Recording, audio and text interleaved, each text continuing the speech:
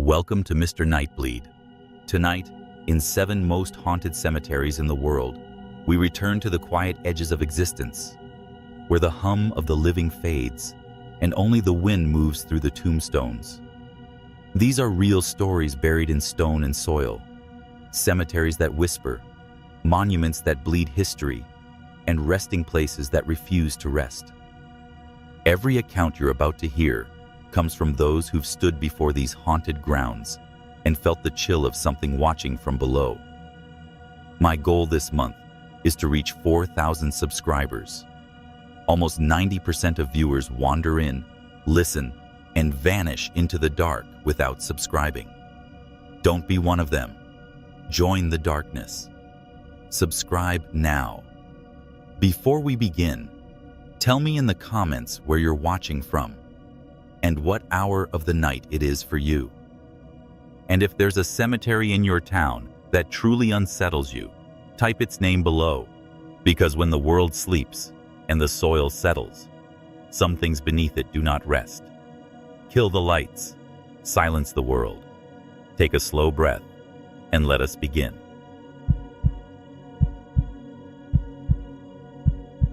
My name is Elena, and I'm from Millbrook, Alabama. I moved here about 3 years ago. Got a job teaching 7th grade English at the middle school. It's a small town, real small. You know the type. 1 grocery store, 1 stoplight that everyone still stops at even when it's blinking yellow at 2 in the morning. People wave when they drive past, even if they don't know you. Takes about 15 minutes to walk from one end of Main Street to the other, and that's if you stop to look in the hardware store window. The house I rented is, well, it's fine. It's a 1-story place, kinda yellowy beige, with a porch that sags a little on the left side. My cousin Jake lives with me. He's between jobs right now, doing some woodworking on the side. Makes these little birdhouses that nobody buys. But he pays his half of the rent, so whatever. Works for me. The thing about the house is where it sits. It's right across from the cemetery. Not in a creepy way, though. At least, not at first. The cemetery's been there since, I don't know, the turn of the century? Something like that. It's modest. That's the word the landlord used. Modest little place. And it is. Low brick wall around most of it, about knee-high. You can see right over it from my kitchen window. I should probably describe the cemetery more, since it's, well, anyway, it's not one of those big fancy places. It's compact, turn of the century, like I said. Mostly overgrown in the back sections, but neat near the entrance where the town still bothers to mow. There's a willow tree right in the center. Real pretty. Moves in the wind like it's dancing. And there's this one grave over on the left side. That's always decorated. I mean, always. Fresh flowers, little flags sometimes. Those solar-powered lights that charge during the day. Someone's taking care of it. I see them sometimes, from my window. Just a figure. Never paid much attention. The town itself is quiet. Real quiet. You get used to the sounds. The wind through the willow. Gravel crunching when cars pull in to visit graves. Sometimes the screen door creaks if you don't lock it right. Radiator knocks in the winter. Wood settling at night. You know, normal house sounds. There's a church about 3 blocks over, and you can hear the bells on Sundays. Not loud. Just there. Like background music. My schedule is pretty regular. School starts at 8. I'm up at 6. Coffee, toast, out the door by 7:15. Jake usually sleeps in. He says the morning light is bad for his creativity. I don't know about that. I just know he's still snoring when I leave. I come home around 4, sometimes 5 if there's grading. The kids are, well, they're 12. They're either the most interesting people you've ever talked to, or they're trying to see if they can staple their friend's shirt to the chair without anyone noticing. No in between. Evenings are quiet. I grade papers at the kitchen table. Jake's usually out in the shed working on his birdhouses. Sometimes we watch TV, basic stuff. We don't talk much about the cemetery. He made a joke once when he first moved in. Something about quiet neighbors. I laughed. It was funny. They are quiet. The delivery driver who brings our packages, he's this guy named Daryl. Always comments on the house. "You got the cemetery view," he says. "Must be peaceful." I say, "Yeah, it is." He told me his grandma's buried there. Over on the right side. He doesn't visit much. Says it gives him the creeps, all those old stones. I didn't ask why. So that's the setup. That's how things were. For a while anyway. The first thing I noticed, the first thing that was kinda weird, was the gate. There's this iron gate at the entrance. Not fancy, just a gate. It started swinging open at night. I'd be washing dishes, look out the window, and it'd be moving, back and forth, creaking. I figured it was the wind. We get these gusts sometimes, come down from the hills. But it was always at the same time, around 10:30, like clockwork. I checked the clock on the stove, 10:32, 10:34, somewhere in there. I mentioned it to Jake. He said maybe the latch was loose. He went out and looked, said it seemed fine, but it kept happening. I started closing the kitchen curtains at 10. Problem solved, you know? Out of sight, out of mind. Then the motion light. I have one on the porch. For safety, I guess. The landlord installed it. It started going off at weird times. 3 in the morning, 4. I'd wake up, look out. Nothing there. No deer, no raccoons. Just darkness. And that one grave with the decorations, lit up by my porch light for a second before it clicked off again. The light would trigger, and I'd see the flowers, the little solar light, then darkness. I thought maybe a cat, or the wind moving branches. Motion sensors are sensitive. My dad had one that went off every time a leaf blew past, so I didn't think much of it, just adjusted the sensitivity. Or tried to. Still happened. Jake noticed it too. He sleeps in the front room, near the porch. Said it was like a strobe light some nights. He got one of those sleep masks. Problem solved, he said. Then the flowers. On that one grave I mentioned.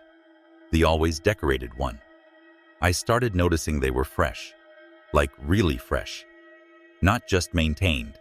New bouquets every few days. Different ones. Sometimes roses. Sometimes those cheap carnations you get at the grocery store. Sometimes wildflowers. And the weird part was the timing. I'd see old ones there in the morning, come home in the afternoon, and they'd be replaced. Like someone was changing them during the day, while I was at work. I asked around school, not directly, just casual.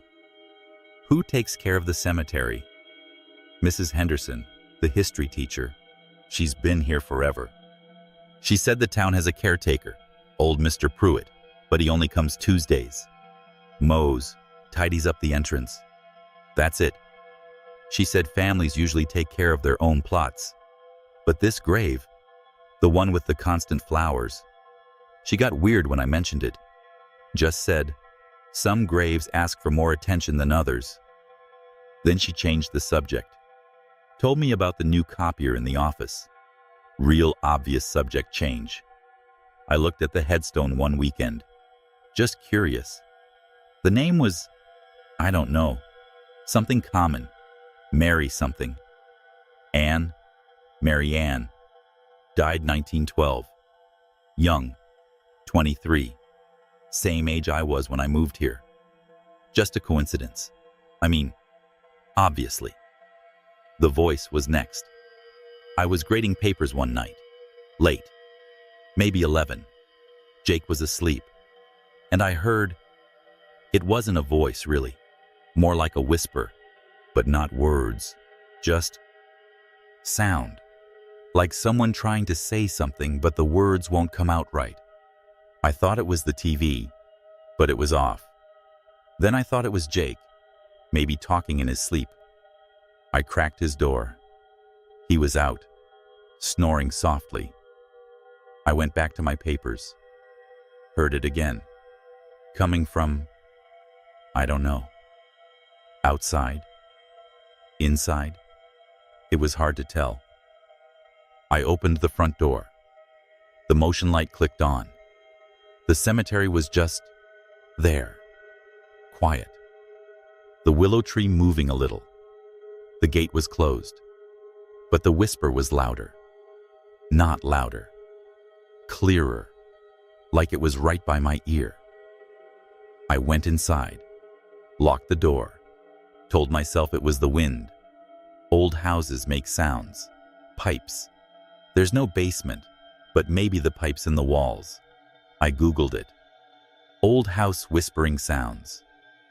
Got a bunch of stuff about air and pipes. Made sense. I mean, it had to, but it kept happening. Every night I graded papers, same time, same whisper, and I started noticing, this is gonna sound crazy, but I started noticing the chipmunks. We have these chipmunks that live under the porch. Cute little guys. They'd be out there in the evenings, running around.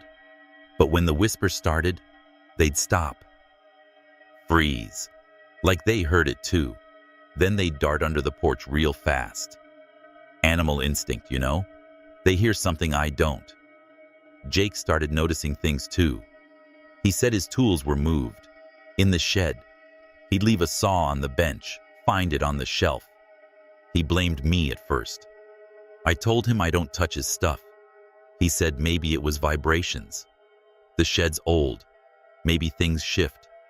Sounded plausible, I guess. Then the footprints. That was... okay. That was weird. I came home one Tuesday. Mr. Pruitt's day. He'd mowed. The cemetery looked nice, but there were these footprints in the dirt path that runs along the side of my house, between the house and the cemetery wall. They were just there, starting at the gate and ending at my porch steps, like someone walked straight from the cemetery to my house. And they were muddy, but it hadn't rained, not for days. The ground was dry, but these prints were wet, fresh. I took a picture, showed Jake. He said maybe Mr. Pruitt, but Mr. Pruitt wears boots. These were smaller, like sneakers, or those old-fashioned shoes. Hard to tell. The prints were partial, just the front part, like someone walking on their toes. I don't know. I'm not a tracker. They were gone the next morning, washed away, but no rain. Maybe Jake hosed them off. I asked him. He said he didn't, but maybe he forgot. He forgets things sometimes. Then it was inside. I came home one Friday, and the front door was unlatched. Not open, just not locked. I always lock it. I'm paranoid about that. Jake too. We both grew up in Birmingham. You lock your doors. But it was just unlatched. The deadbolt wasn't thrown. I asked Jake. He said he'd been out, but he locked it. He was sure. The next day, my keys were on the kitchen counter. I always hang them by the door. Always. It's habit. Jake wouldn't move them. He doesn't care where my keys are. I thought I was just tired, stressed. Teaching does that. End of the semester, kids are wild. I probably just forgot. But I don't forget. I'm organized. My lesson plans are color-coded. I don't just put my keys down somewhere random. The temperature thing started after that. The living room, the one that faces the cemetery. It got cold, not all the time, just sometimes, like walking into a freezer. Then it'd be normal again. The thermostat said 72, but it felt like 50. Jake said I was imagining it, but he wears a hoodie in there now. I noticed. I started dreaming about the cemetery. Not scary dreams, just dreams where I'm walking in it, and there's someone ahead of me, always ahead. I can see their back. They stop at that one grave, the decorated one, Mary Ann's. They kneel down, change the flowers, but I can never see their face. I call out. They don't turn. I told myself it was just stress. Work, the dreams, the sounds, all of it. But then I found the picture, in a box of old school photos. Mrs. Henderson gave me a bunch of historical stuff for a lesson. Old pictures of Millbrook. And there's this one photo, black and white, from, I don't know, maybe 1910. Shows the cemetery. And there's the willow tree, smaller but same spot. And there's a figure by that grave, blurry. But they're wearing, it looks like a dress, long, dark. And they're looking at the camera, or maybe past it, hard to tell. But the weird thing, the thing that made my stomach drop, is the house in the background. My house. It looks the same. Same saggy porch, same yellowy color, even in black and white. And there's someone on the porch. A woman. And she looks like she's waving, not at the photographer, at the figure in the cemetery. I asked Mrs. Henderson about the photo. She got real quiet. Said it was probably a family picnic. Lots of families used to picnic in cemeteries back then. Didn't think anything of it. I asked who lived in the house. She said she didn't know, but her face said she did. She just didn't want to tell me. I went to the town clerk, Mr. Carver.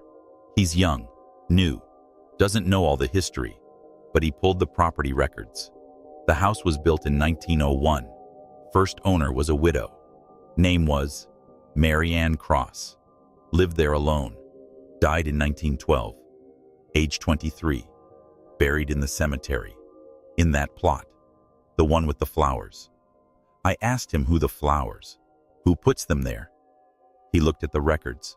Said the order comes from a trust. Set up in 1912. Paid for perpetual care. But he couldn't tell me who set it up. The name was faded. The handwriting. Hard to read. But it looked like Cross. M.A. Cross. Same name. I went home. Jake was out. The house was quiet. The sun was setting. That time of day when the light hits the cemetery just right, makes the stones glow. I was standing at the kitchen window washing a mug, and I saw the gate swing open. 10:30, right on time. But this time, there were flowers on the porch. Fresh carnations, the cheap kind, wrapped in that green paper they used at the grocery store. I didn't pick them up. I left them there.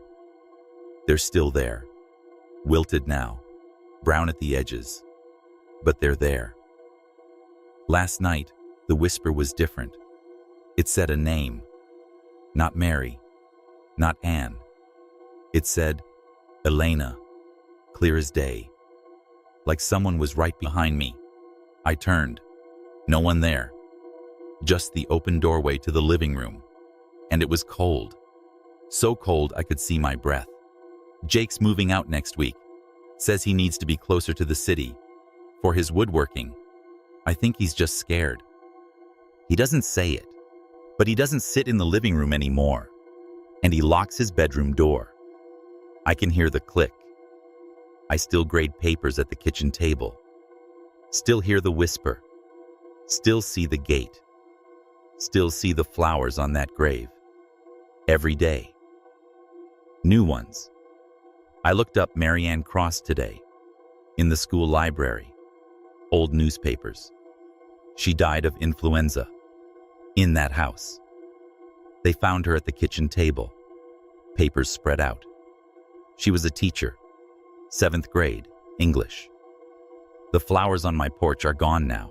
I threw them out. But there are footprints again. In the dust on the porch boards.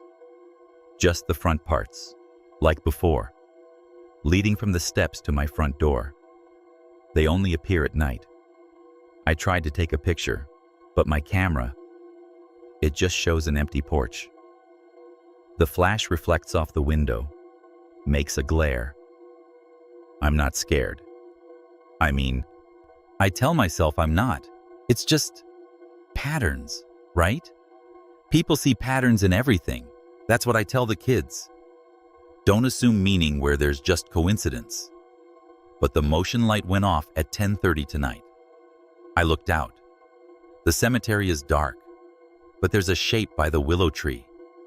Just a shape. Could be a shadow. Could be anything. It's not moving. I think I'm going to start locking the bedroom door too. Jake's right. It's just safer. The thing is, I still have to grade these papers. They don't stop. The kids need their grades. So I'm sitting here at the kitchen table, and I can hear the whisper. It's not behind me anymore. It's in the living room, and it's getting closer, but I'm not turning around. I'm just going to keep grading. Keep my head down. Keep the lights on. The cemetery's quiet tonight. No wind. But the gate's open. I can see it from here. And the flowers on Mary Ann's grave. They're the same ones I threw away. The same brown, wilted carnations, wrapped in green paper. My name is Elena, and I'm from Millbrook, Alabama. And I think I'm going to start leaving flowers too. My name is Marcus Webb, and I'm from Burlington, Vermont. I moved back about 3 years ago. Not because I wanted to, really. More because I had to. Mom's 84 now, and she'd fallen twice in 1 month. The second time she spent the night on the kitchen floor because she couldn't reach the phone. So I gave up my apartment in Winooski, quit the warehouse job, and came home. It's not a big deal. You do what you gotta do. The house is the same one I grew up in. 2-story colonial, white paint peeling in strips. It sits right on the edge of the old North End, where the streets get narrow and the sidewalks buckle from tree roots. My bedroom's still the same room I had in high school. Mom kept it exactly how I left it. She even left my Nirvana poster on the wall. I guess she thought I'd be coming back sooner. I work nights now. Security guard at the hospital down on Colchester Avenue, 11 to 7, Wednesday through Sunday. It's quiet work. Mostly, I sit at a desk in the lobby, watch people come and go. Sometimes I do rounds through the empty halls. The fluorescent lights hum. The linoleum tiles shine. It's peaceful in its way. Gives me time to think. Mom's usually asleep when I get home around 7:30. I'll hear her oxygen machine going. That steady whoosh whoosh from her room. I'll make coffee, sit at the kitchen table, and look out the window. That's my routine. Every single morning. The view's not much. Just the street, then the cemetery. Greenmount Cemetery, it's called. Modest size. Early 1900s, I think. The stones are small and close together, packed into this little rectangle of land between our house and the church next door. It's overgrown most of the year. Grass gets tall in the summer. Dandelions everywhere. There's a wrought iron fence around it, but one gate's missing on our side. Just gone. Rusted hinges sticking out of the stone post, but no gate. Hasn't been there as long as I can remember. In the center, there's a big willow tree. Droops down almost to the ground. And near the back, there's these 2 matching headstones. Same size, same shape, same everything. Always been there. A married couple, probably. I don't know their names. I never really looked that close. The cemetery never bothered me. I played in it as a kid, hide and seek behind the stones. Mom would bring flowers to the graves sometimes, even for people we didn't know. She said it was a kindness. The dead don't have anyone else, she'd say. I guess that's true. Burlington's quiet. Especially our neighborhood. You get the church bells at noon and 6. You get the train horn from the tracks down by the lake. You get crows, lots of crows. They sit on the fence and watch. Sometimes a chipmunk will freeze right in the middle of the path, then dart under a stone. That's about it. The first weird thing happened in October. I remember because the leaves were coming down heavy, and I just raked them into a pile by the fence. I came home from work, poured my coffee, and sat down. And I noticed the gate. The missing gate. It was there, closed. I stared at it for a while. It was definitely a gate. Iron, same design as the rest of the fence. Looked old, but not rusted through. Just sitting there in the opening where nothing had been before. I figured the church finally got around to replacing it. I mean, they'd been talking about fixing the fence for years. I drank my coffee, didn't think much of it. But the next morning, it was gone again. Just the rusted hinges. I went outside to check. The grass where it had been was flattened down, like something heavy had sat there, but no gate. I stood there for a minute, kinda confused. Then I figured maybe I'd imagined it. Night shift does that to you, messes with your head. Mom noticed it too, though. She was sitting in her chair by the window when I came in that evening. She said, "Marcus, did you see someone put a gate up?" I told her I saw it, yeah. She said, "It wasn't there yesterday." I said maybe the church was testing it out. She just nodded, but she kept looking out the window. She does that a lot. Just stares. The week after that, the flowers started showing up. Fresh ones. White roses, tied with a string. They'd appear on one of the matching graves, always the left one of that pair. I'd come home, and there they'd be, leaning against the stone. Then the next day, they'd be gone. No petals on the ground. Nothing. Just vanished. I figured it was the church again, or maybe a relative, but the timing was odd. 5 in the morning, when I got home, no flowers. 7:30, when I looked out, there they were. Someone was coming between those hours, early, before most people are up. I mentioned it to Mom. She said, "Maybe it's the widow." I said, "What widow?" She said, "The wife. She's still alive. I see her sometimes." I asked her when. She said, "Early, when you're at work."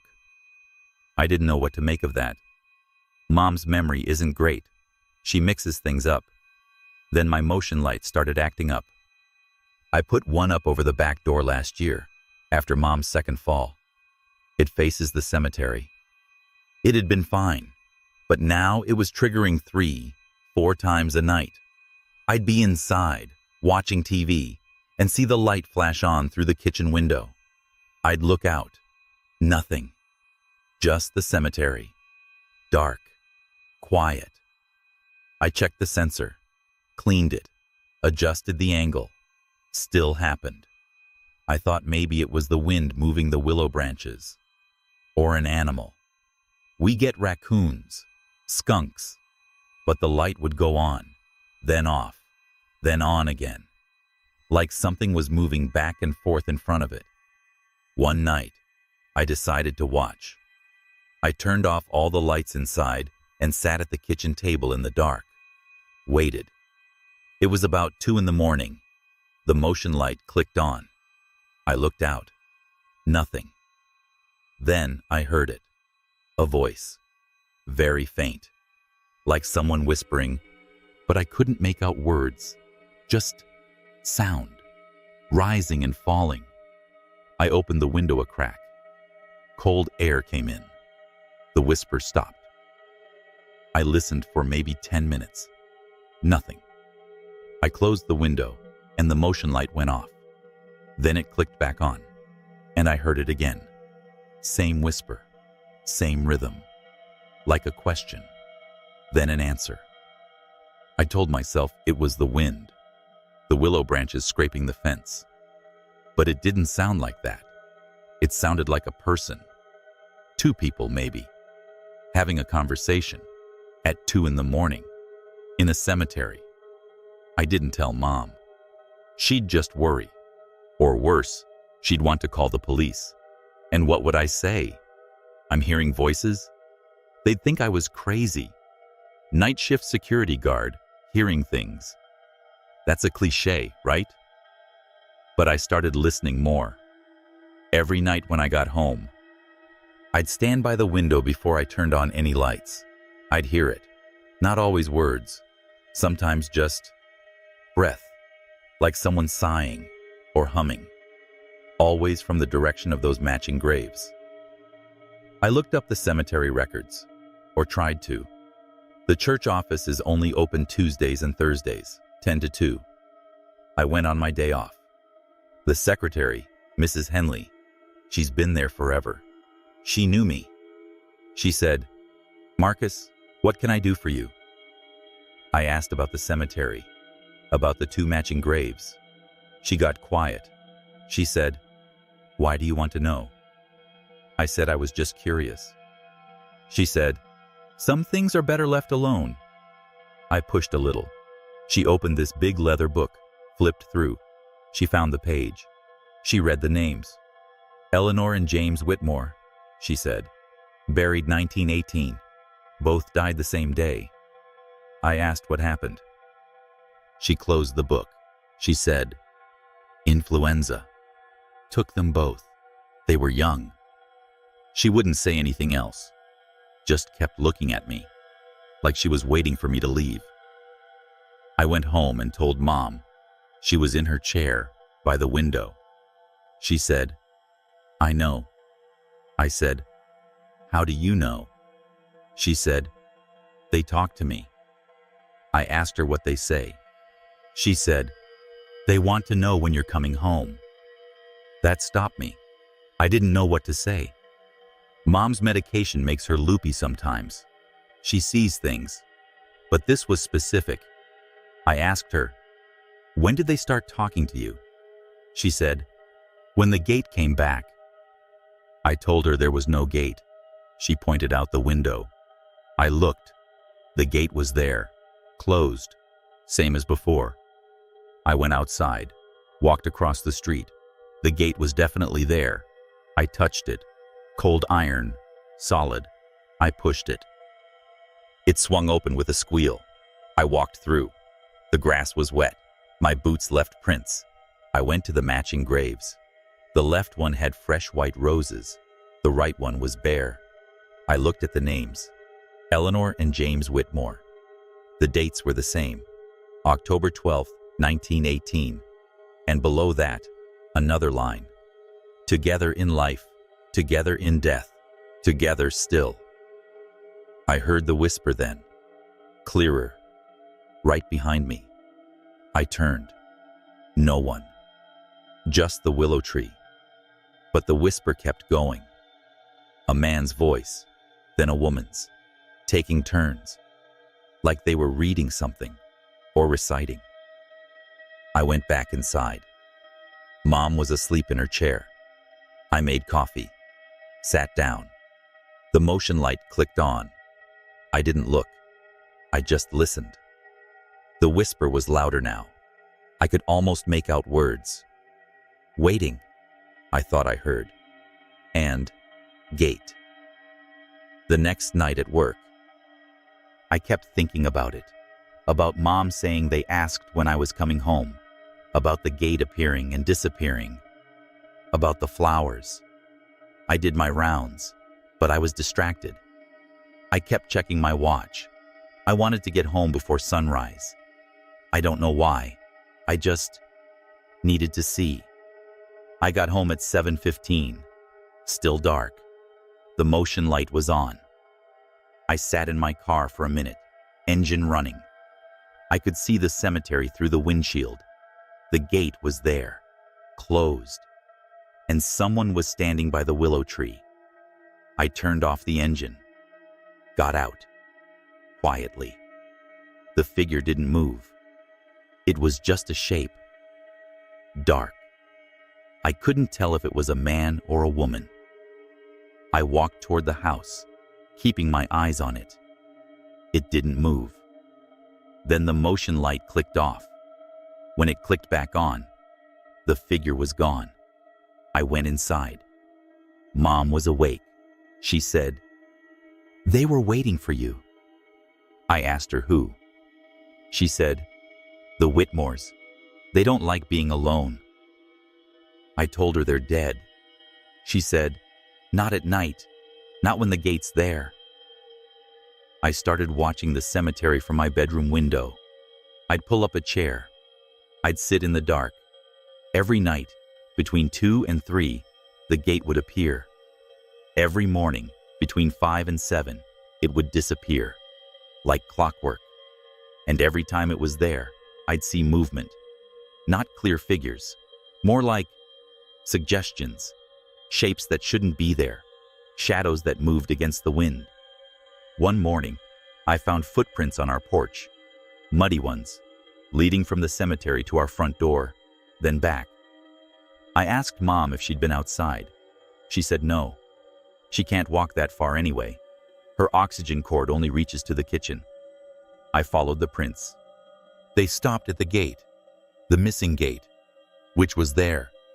I asked the neighbors about it. The Hendersons, next door. They've lived there 40 years. Mrs. Henderson said, "We don't talk about the cemetery." I asked why. She said, "It listens." Then she closed the door. I knocked again. She wouldn't answer. I went to the library, looked up old newspapers. October 1918. The influenza pandemic. Whole families dying. I found an article about the Whitmores. James was 30. Eleanor was 28. They died within hours of each other. The article said they were inseparable, that they lived in a house across from the cemetery. My house. I checked the property records. My house was built in 1915, owned by James Whitmore. He sold it in 1918, same month he died, to a man named Arthur Vance, who sold it again 3 months later, and again, and again. 8 owners in 10 years.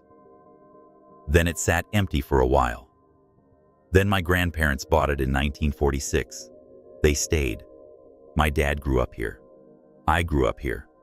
I asked Mom if she knew any of this. She said, "They told me." I asked her who. She said, "The Whitmores. They said this is their house. We're just visiting." I told her that was crazy. She said, "Is it? They never left." The whispers got louder. I started hearing them inside the house, not just from the cemetery, from the walls. The radiator would knock, and underneath it, I'd hear that same rhythm, that same back and forth, like they were having a conversation. And sometimes, I'd hear Mom's name. Not her name, Eleanor. But they'd say it the way you say someone's name when you're trying to get their attention. One night, I came home and found Mom's oxygen machine unplugged. She was asleep, but the machine was off. I plugged it back in, checked the cord. It was fine. The next night, it happened again. I asked Mom if she was unplugging it. She said no. She said, "They don't like the noise." The footprints kept appearing, every morning, always from the cemetery to our door. Sometimes they'd go around the house, like they were looking in windows. I found handprints on the glass of Mom's room, small, like a woman's.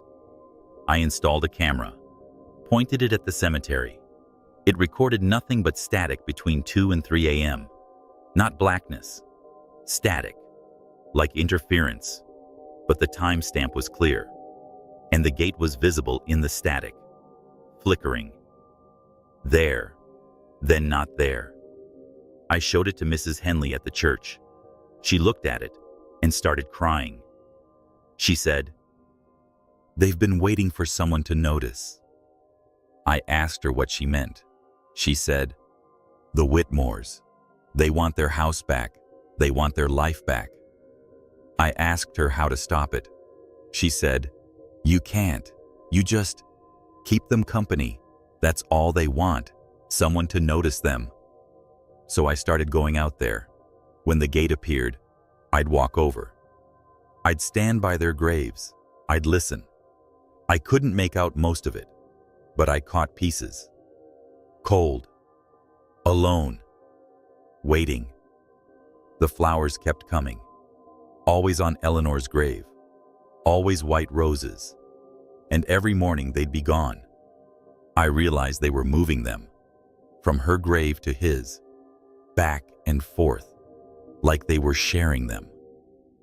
One night, I heard Mom talking to someone in the living room. I came out of my room. She was sitting in her chair, facing the window. She said, "He'll be home soon." I asked her who she was talking to. She said, "Eleanor. She's worried about James. He's been gone too long." I looked out the window. The gate was there, and I saw two figures, one by the willow, one by the fence. They were holding hands, or maybe they weren't. Maybe it was just the way the shadows fell, but I could hear them, both of them now, clear as day. "Thank you," I thought I heard, "for noticing." The next morning, I found Mom's oxygen machine unplugged again, but this time, there were white roses on her nightstand, fresh ones. I asked her where they came from. She said, "They brought them. They said I'm one of them now." I called the doctor. He said Mom's fine, just confused. He increased her medication. But that night, she unplugged the machine herself. I caught her doing it. She said, "They can't sleep with the noise, Marcus. Be polite." I told her she needed it to breathe. She said, "Not anymore. Not at night." The footprints on the porch became permanent. The mud stained the wood. I scrubbed it, but it came back. Always the same pattern. 2 sets. One large, one small. I started sleeping during the day, staying up at night. It was easier. When I slept at night, I'd dream of them, of James and Eleanor, of their house, of their life. And I'd wake up with the feeling that I'd been somewhere else, that I'd been talking to someone. The hospital called. They wanted to know why I hadn't been to work in a week. I said I was sick. They said if I didn't come in, I'd be fired. I said okay. I went to the cemetery in daylight, walked around. The gate was missing. The grass was tall. The willow tree swayed. I found a bench I hadn't noticed before, facing the 2 graves. It looked old, like it had always been there, but I knew it hadn't. I would have seen it. I sat down, and I heard them. Not whispers, just normal conversation. About the weather, about the roses, about how nice it was to have company. I looked at the graves. The left one had my name on it, not Marcus, but my middle name, James. James Marcus Webb. And the date, October 12th, 2024, 2 days from now. I went home. Mom was sitting by the window. She said, "You saw?" I said, "What is this?" She said, "They need their house to be full. They've been alone too long." The neighbor, Mrs. Henderson, came over. She brought a casserole. She said, "You're seeing it now, aren't you?" I asked her what she meant. She said, "The house. It needs a family. The Whitmores had a family." "Then they didn't. Now you do." I told her I didn't understand. She said, "You will." That night, the gate appeared. But this time, it was open. I watched from the window. The 2 figures walked through. They came to our porch. They stood there. I could see them clearly now. Young, dressed old-fashioned. They looked at me through the window, and they smiled. Mom got up from her chair. She walked to the door. I said, "Mom, don't." She said, "It's okay, Marcus. They're just being polite." She opened the door.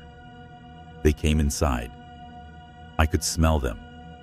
Wet earth, roses, old perfume. They stood in our living room, looking around, like they were home. Mom offered them coffee. They didn't answer.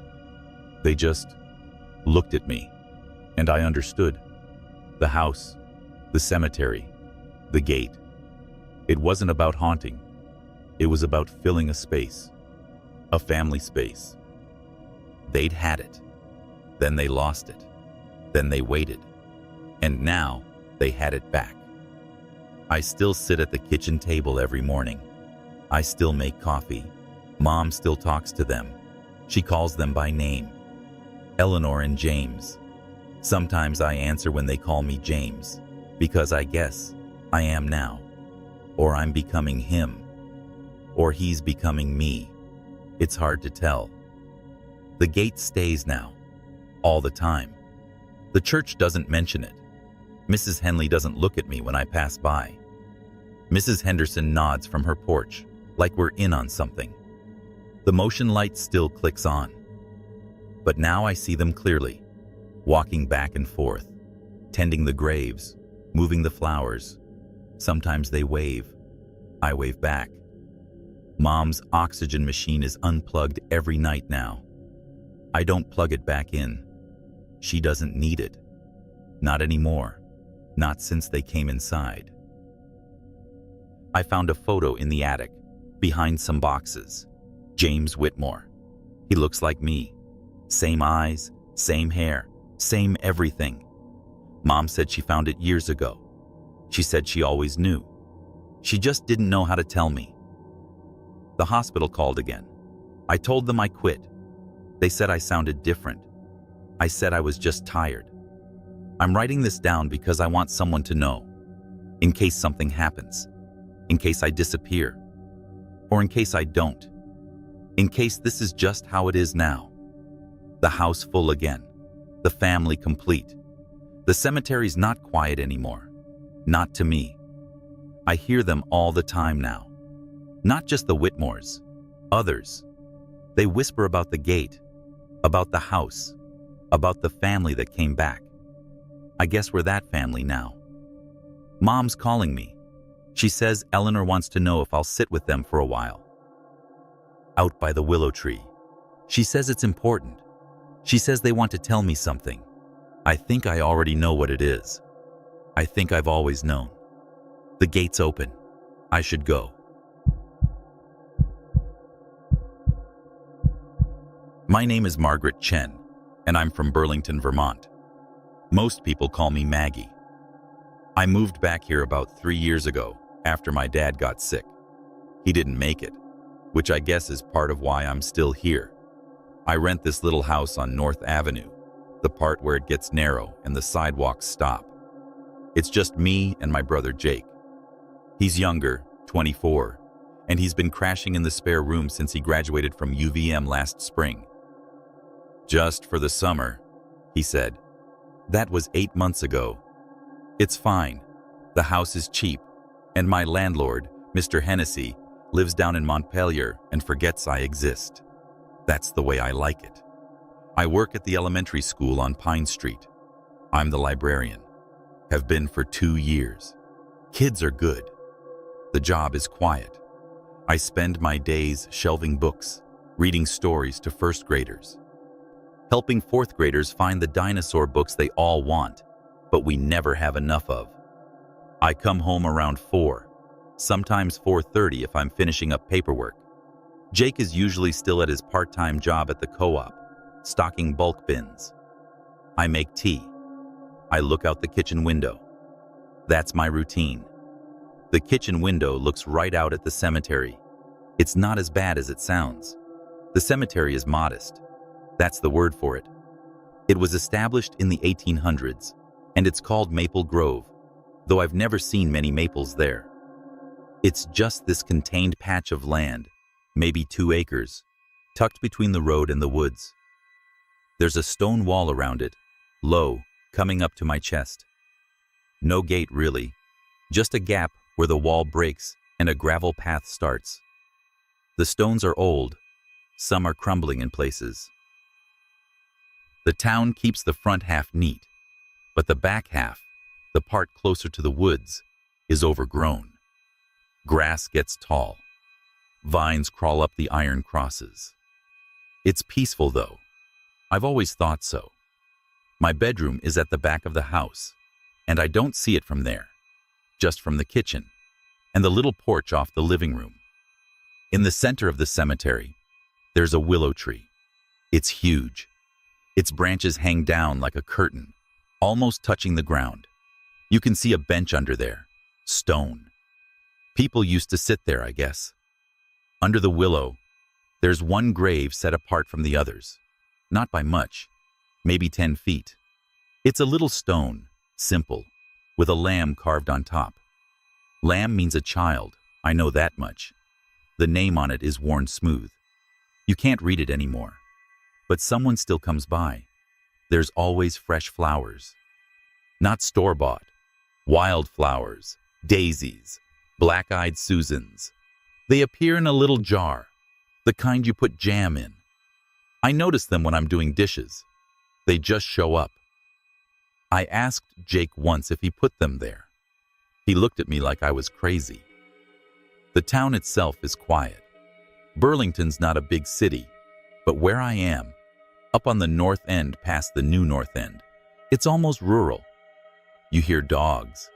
You hear the church bells from St. Mark's, 2 miles away, on Sundays. You hear the train sometimes, the one that runs down by the lake, even though you can't see it. It's a lonely sound. I don't mind it. The house is old. It creaks. The radiator knocks.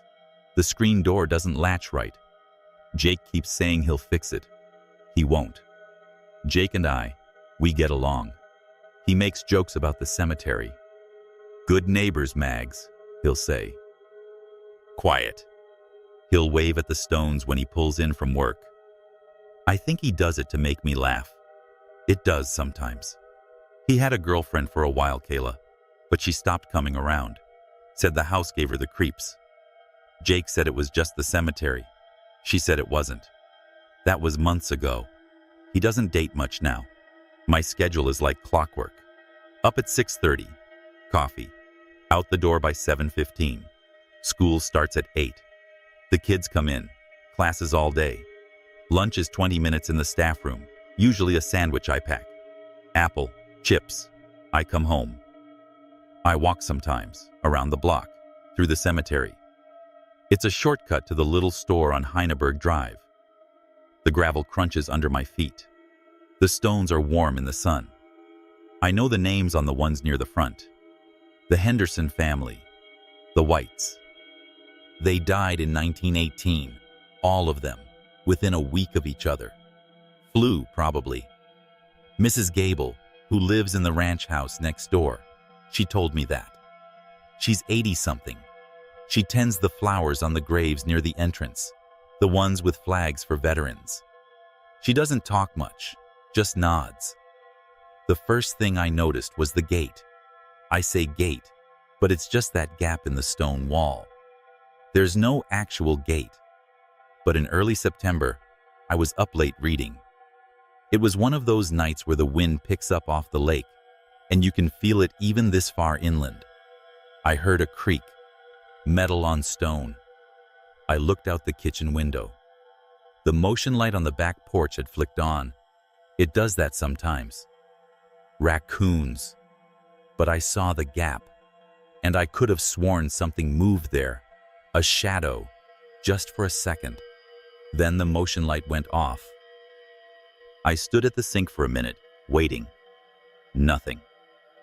I went back to my book. Jake mentioned it a week later. "Did you leave the yard light on?" he asked. He was eating cereal at 11 at night.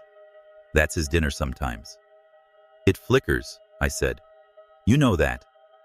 "Yeah, but it was on for like an hour. I saw it from my window.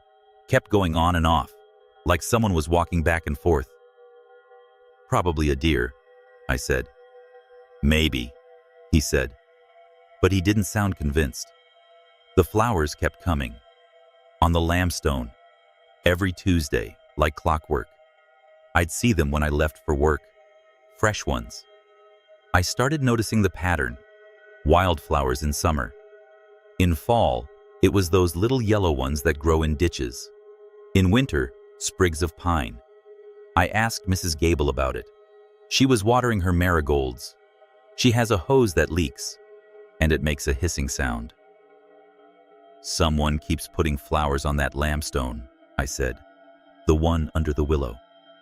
She looked at me. Her eyes are blue, cloudy. "Been that way for years," she said. "Who does it?" "Can't say." She turned off the hose. The hissing stopped. "Some things you don't ask." That was it. She went inside. Her door closed, soft. She's never rude. Just finished. October came. The leaves turned. The cemetery got this golden look, like the stones were glowing. I still walked through it. Jake started working later shifts, so I was alone most evenings. The motion light got worse. It would come on and stay on for 10 minutes. I'd look out. Nothing. Just the willow tree, its branches moving a little. I started turning off the light completely. Just use the porch light, which is dim and yellow. One night, I heard footsteps, clear, on gravel. I was in the living room, watching some show I wasn't really paying attention to. It was 10:30. The footsteps were slow, deliberate, like someone was walking the path through the cemetery. I muted the TV, listened. They stopped, right around where the lambstone is. I waited. No sound of them walking away. I got up, went to the kitchen window. The porch light showed the first few rows of stones. Nothing. No one. The willow tree was still. I stood there for 5 minutes. 10. Nothing. I told myself it was the wind. But wind doesn't sound like that. Jake heard it too, a few nights later. He came home at midnight. I was still up, reading in bed. He knocked on my door. "Mags," he said. "You okay?" "Yeah, why?" "I heard someone out there. When I was coming up the walk, like a voice. Whispering." "Probably the wind through the willow," I said. "It makes weird sounds." "It said my name," he said. I looked at him. He was serious. Jake doesn't spook easy. He once drove through a blizzard to get to a concert. "You're tired," I said. "Maybe," he said. But he closed his door hard that night, locked it. I started noticing other things. The gravestones near the back, the overgrown part, looked different, like they'd shifted. I know that sounds crazy. Stone doesn't shift, but one that leaned left now leaned right. I only noticed because I walk the same path every day. I have a system. I notice details. It's the librarian in me. I like things in order. The Henderson stone, the big one with the angel. It had moss on the base. Then it didn't. Just clean, like someone scrubbed it. I went to the town clerk's office. It's in the old municipal building downtown. I went on my lunch break. The clerk is a woman named Patrice. She's been there forever. I asked about Maple Grove, about the records. "Just curious about the history," I said. "The older graves." She typed on her computer. The keys were loud. "Maple Grove," she said.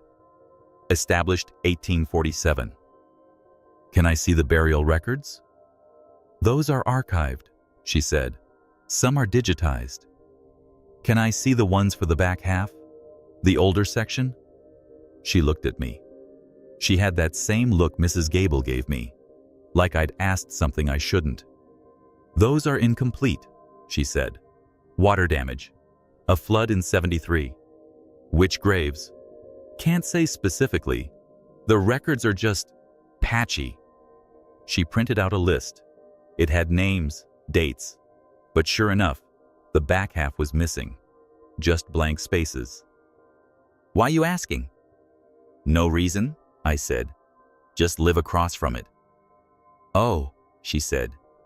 The Chen place. She knew my name. I hadn't given it. How's that working out? Fine, I said. She nodded. Good. She didn't say anything else. She just handed me the paper and looked at the door. I left. The flowers kept coming.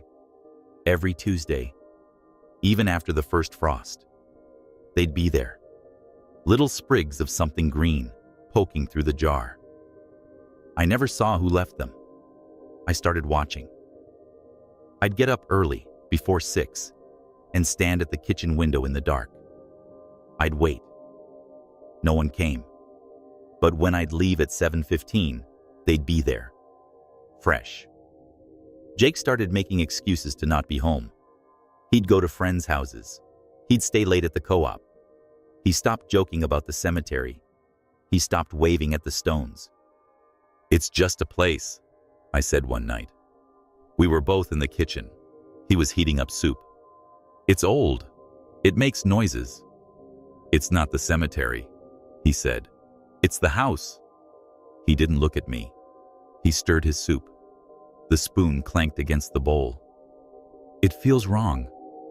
What does? The air, he said. It feels thick, like before a storm, all the time. I hadn't noticed that, but after he said it, I did. The air in the hallway near the back door felt different, like walking through a cold spot in a lake. You'd pass through it, and then it was normal again. The motion light stopped working completely. I changed the bulb. Nothing. I checked the wiring, what I could see. It looked fine. I just left it off. The porch light was enough. In November, I started hearing the voice. It wasn't Jake's. It wasn't anyone's, really. It was just a whisper. I'd be in bed, and I'd hear it from the living room, like someone was talking on the phone, but the words were muffled. I'd get up. The living room would be empty, the TV off. Jake's door closed. I'd stand there, and I'd hear it again, but now it was coming from the kitchen. I'd go to the kitchen. Nothing. Just the window, and the cemetery, and the willow tree. The lambstone looked pale in the moonlight. I told myself it was the house settling. Old pipes, the radiator. But I knew the sounds of this house. I'd lived here for 3 years. This was different. One night, I came home from work later than usual. The school had a PTA meeting. It was dark by 5. I pulled into the driveway. The porch light was on. Jake was working. The house was quiet. I got out of my car, and I heard footsteps. Not in the cemetery. Behind me, on the gravel of my own driveway. I turned. Nothing. Just the dark. The streetlight at the corner was out. It had been for weeks. I'd called the town. They said they'd get to it. I walked to the house. The key stuck in the lock, like always. I pushed the door open. The hallway was cold. Not winter cold. Different. I turned on the light. Nothing looked wrong. I went to the kitchen. I always go to the kitchen first. I put my bag down. I looked out the window. The willow tree was moving. Not the branches. The whole tree. It was swaying, like in a strong wind. But there was no wind. The air was still. I could see it, though. This slow back and forth movement. I watched it for a minute. 2. Then it stopped, like it had never moved. I stepped back from the window. My heart was beating faster. I told myself I was tired. I made tea. I didn't look out the window again. That night, I heard the whisper. It was clearer. It said, Margaret, not Maggie. Margaret, my full name. I sat up in bed. The clock said 2:47. I listened. Nothing. Then it said it again. Margaret. It was coming from the living room. I got up. I walked down the hall. The cold spot was there. I passed through it. The living room was empty. The voice came from the kitchen. I went to the kitchen. Empty. The window showed the cemetery. The willow tree was still. The lamb stone was lit by moonlight. There were flowers in the jar. I hadn't checked that morning. They were there. White ones, like tiny lilies. I went back to bed. I locked my door. I never lock my door. The next day was Tuesday. I called in sick. I never call in sick. I told them I had a migraine. I sat at the kitchen table with my coffee, and I watched the lambstone. I waited.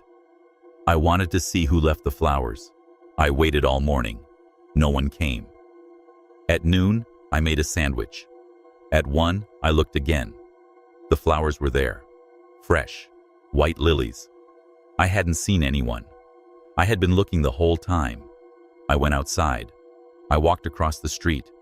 The gravel crunched. I went to the lambstone. The flowers were in the jar. They were real, wet, like they'd just been picked. I touched the stone. The name was worn away. You couldn't read anything. I knelt. I looked at the base. There was something there, carved small.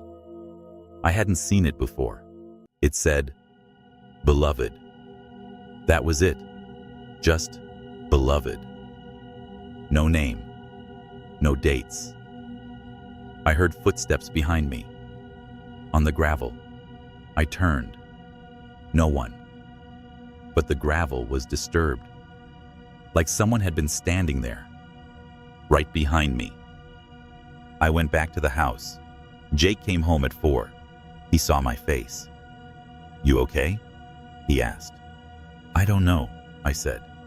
That was the first time I admitted it. He sat down. "I've been thinking," he said. "Maybe I should move out, get my own place." "Why?" I asked. But I knew. "It feels like we're not supposed to be here," he said. "Like we're interrupting something." "What do you mean?" He looked out the window. "The cemetery. It's not the problem. It's like we're the problem. We're the ones who don't belong." I thought about that. I thought about the flowers, the footsteps, the voice saying my name, the willow tree moving. That night, I heard the footsteps in the house. Not the whisper. Actual footsteps. On the hardwood floor in the hallway. Slow, deliberate. They started at Jake's door. They walked past my door. They went to the kitchen. I sat in bed, frozen. I wanted to open my door. I didn't. I listened. The footsteps stopped. Then I heard the voice. It said, "Margaret, it's time." I didn't sleep. At 6, I got up. I went to the kitchen. The window was fogged up. I wiped it.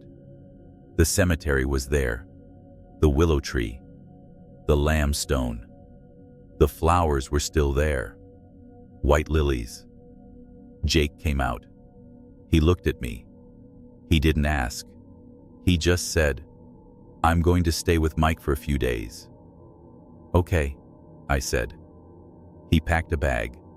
He left at 7. The house felt bigger without him. I went to work. I couldn't concentrate. I kept thinking about the lambstone. Beloved. Whose beloved? I went back to the clerk's office. Patrice was there. "I need to know about the lambstone," I said. "The one under the willow." She looked at me. "I told you. Records are incomplete. Someone leaves flowers there every week." She didn't say anything. "Patrice," I said. "Please." She sighed. She opened a drawer. She pulled out a file. It was old, brown. She opened it. "The back half of Maple Grove," she said. It was a potter's field. for people who couldn't afford proper burial. But that one grave, the one you're talking about, it was different. It was paid for. By a family. What family? The name is in the record, she said. She pointed to a line. It was faded. I could barely read it. Chen, it said. Infant daughter. 1800s. I stared at it. Chen? Common name, she said, but her voice was quiet. What's the first name? Can't read it, she said. Water damage. I went home. I looked out the window. The willow tree was still. The lamstone was still. But it looked different, like it was waiting. That night, the footsteps came again. They started at the front door. They walked down the hall. They stopped outside my bedroom. I didn't move. I didn't breathe. The doorknob turned. It didn't open. I always lock it now. The footsteps walked away.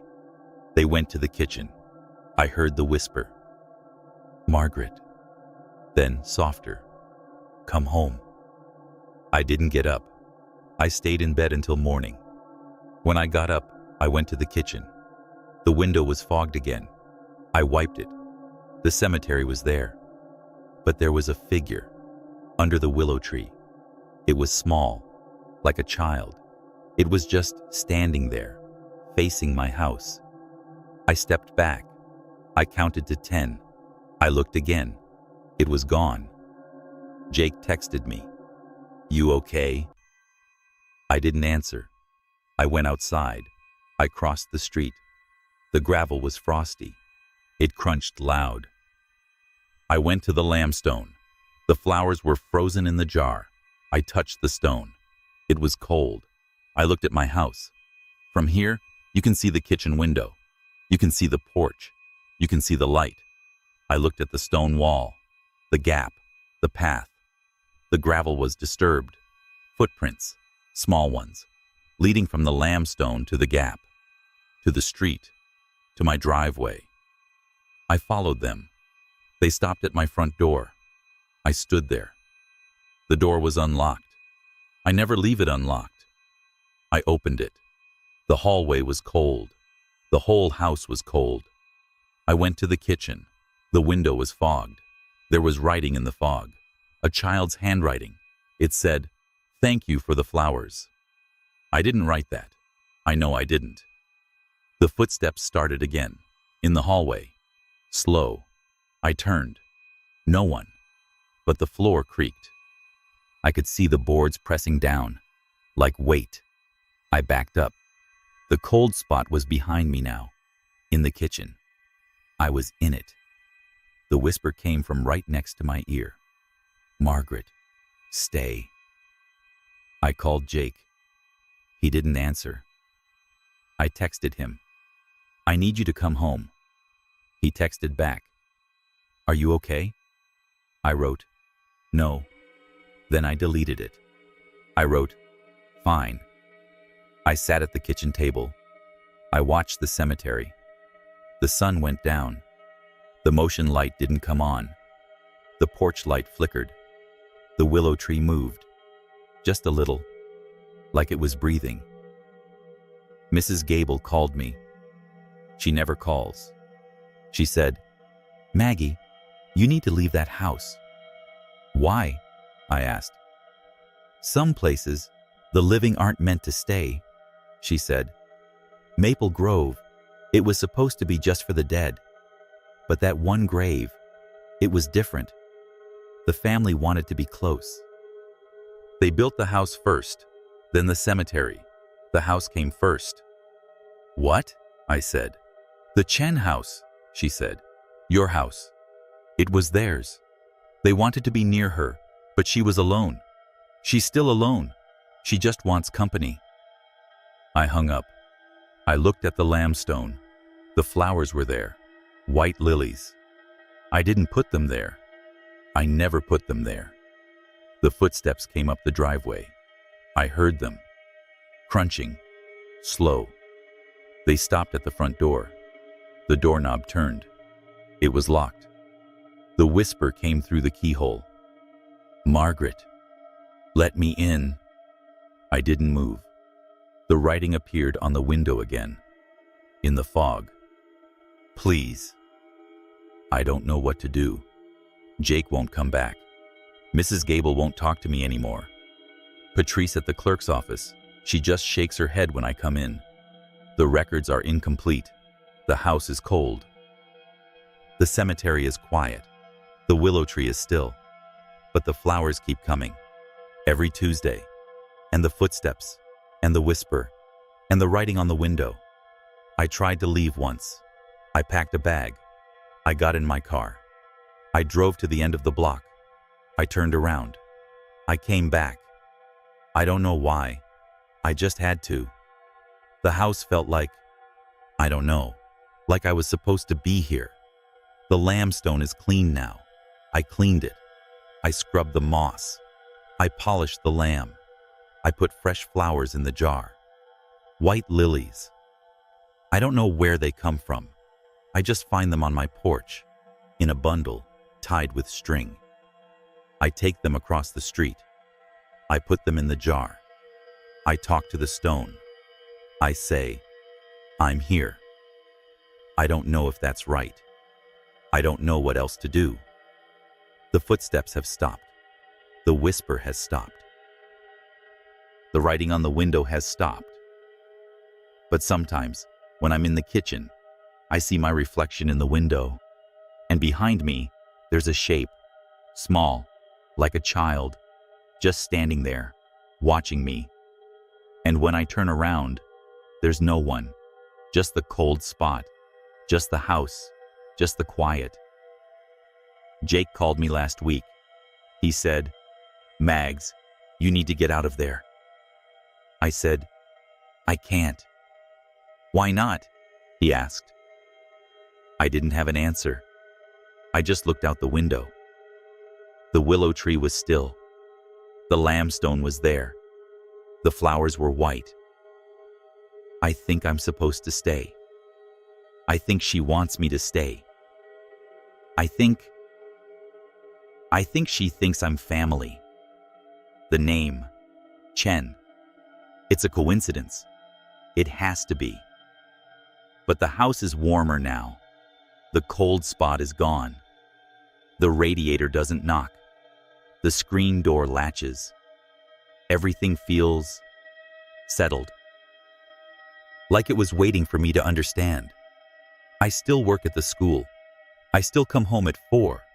I still make tea. I still look out the window. The cemetery is peaceful. It's familiar. It's mine. The only thing is, I don't walk through it anymore.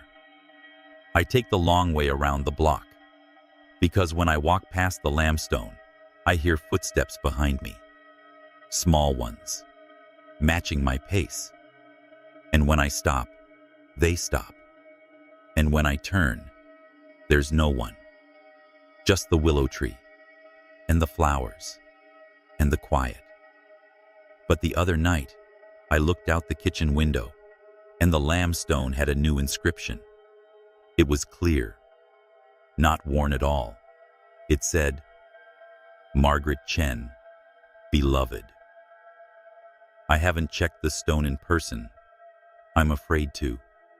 I'm afraid it won't say that when I get there. I'm afraid it will. The house is quiet now. Jake is gone. Mrs. Gable doesn't call. The town clerk won't look at me. The kids at school, they ask me if I'm okay. I say I'm fine. I am fine. I just don't sleep much. I sit in the kitchen. I watch the cemetery. I wait for Tuesday, for the flowers, for the footsteps, for the whisper that used to scare me, but now just sounds lonely. The willow tree moves sometimes. When there's no wind, I watch it. I don't look away. I think it's okay now. I think it's just saying hello. Last night, I heard the whisper again. It didn't say my name.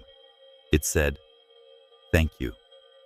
I think I said, "You're welcome," out loud. I'm not sure. The house is quiet. The cemetery is quiet. The world is quiet. But the flowers keep coming, and I keep putting them in the jar. And the lamb stone, it feels like it's watching, like it's waiting, like it's home. I guess I'm not leaving. I guess this is where I'm supposed to be. With her. With them. With whatever it is that lives in the quiet between the stones. It's not scary anymore. It's just the way things are. The way they were always going to be. The screen door creaks open sometimes, late at night. I don't get up to close it. I know it's just her. Coming home.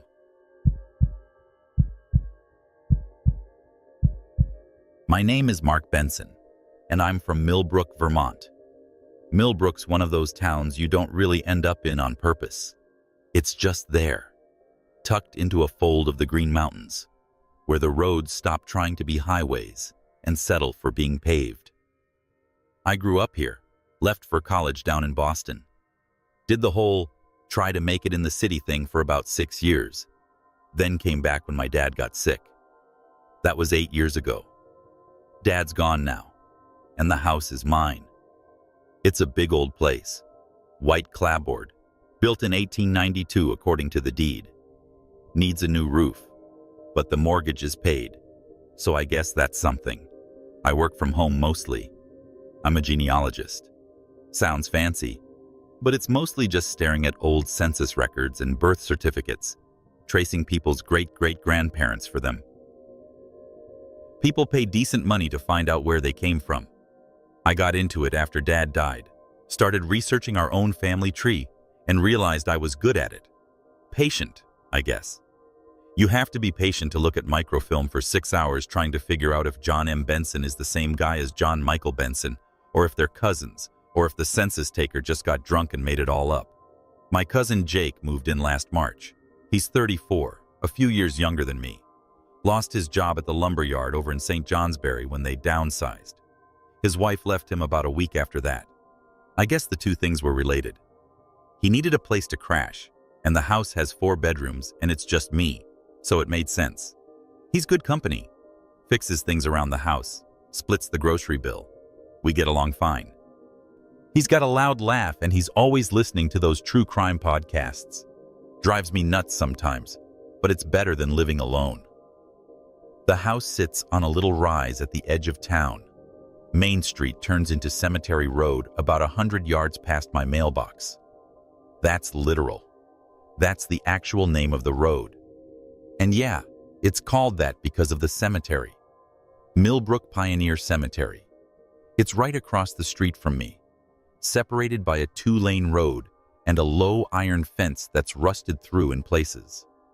The fence is more suggestion than barrier. You could step right over it if you wanted to. The cemetery's small, not tiny, but modest. You can see the whole thing from my upstairs office window. Maybe 200 graves, mostly from the 1800s. A few newer ones from the early 1900s. But nobody's been buried there since 1923. It's actually kind of peaceful. I mean, I know people think it would be creepy, living across from a cemetery, but it's not. It's quiet.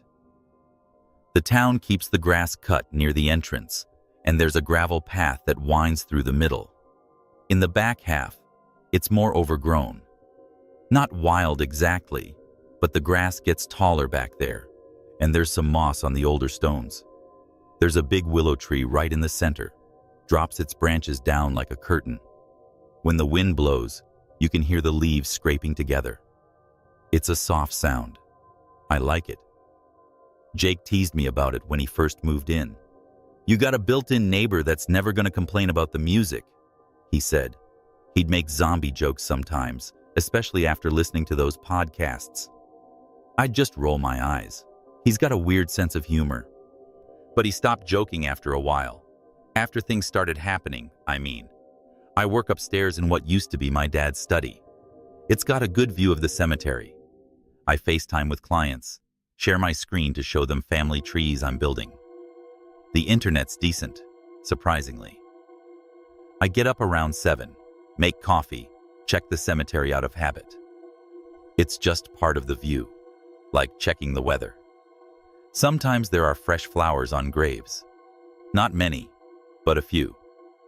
There's a family plot over on the east side, the Whitmores, and someone always puts white roses there in the summer. I don't know who. Some descendant who still lives in the area, I guess. It's nice that someone remembers. The town itself is quiet. Population's been holding steady at about 2,400 for the last 20 years. There's a general store, a post office, a diner that closes at 3, and a library that's open 3 days a week. Millbrook doesn't change much. That's why I like it. You can count on things being the same. The same people, the same routines. Mrs. Gable at the post office always asks about my work. Old Mr. Henderson walks his beagle past the house every morning at 8:15. The church bells ring at noon and 6. It's that kind of place. Jake got a job at the hardware store in town. Starts at 8, so he's out early. He comes home around 5, usually brings dinner from the diner. We eat, watch some TV, talk about our days.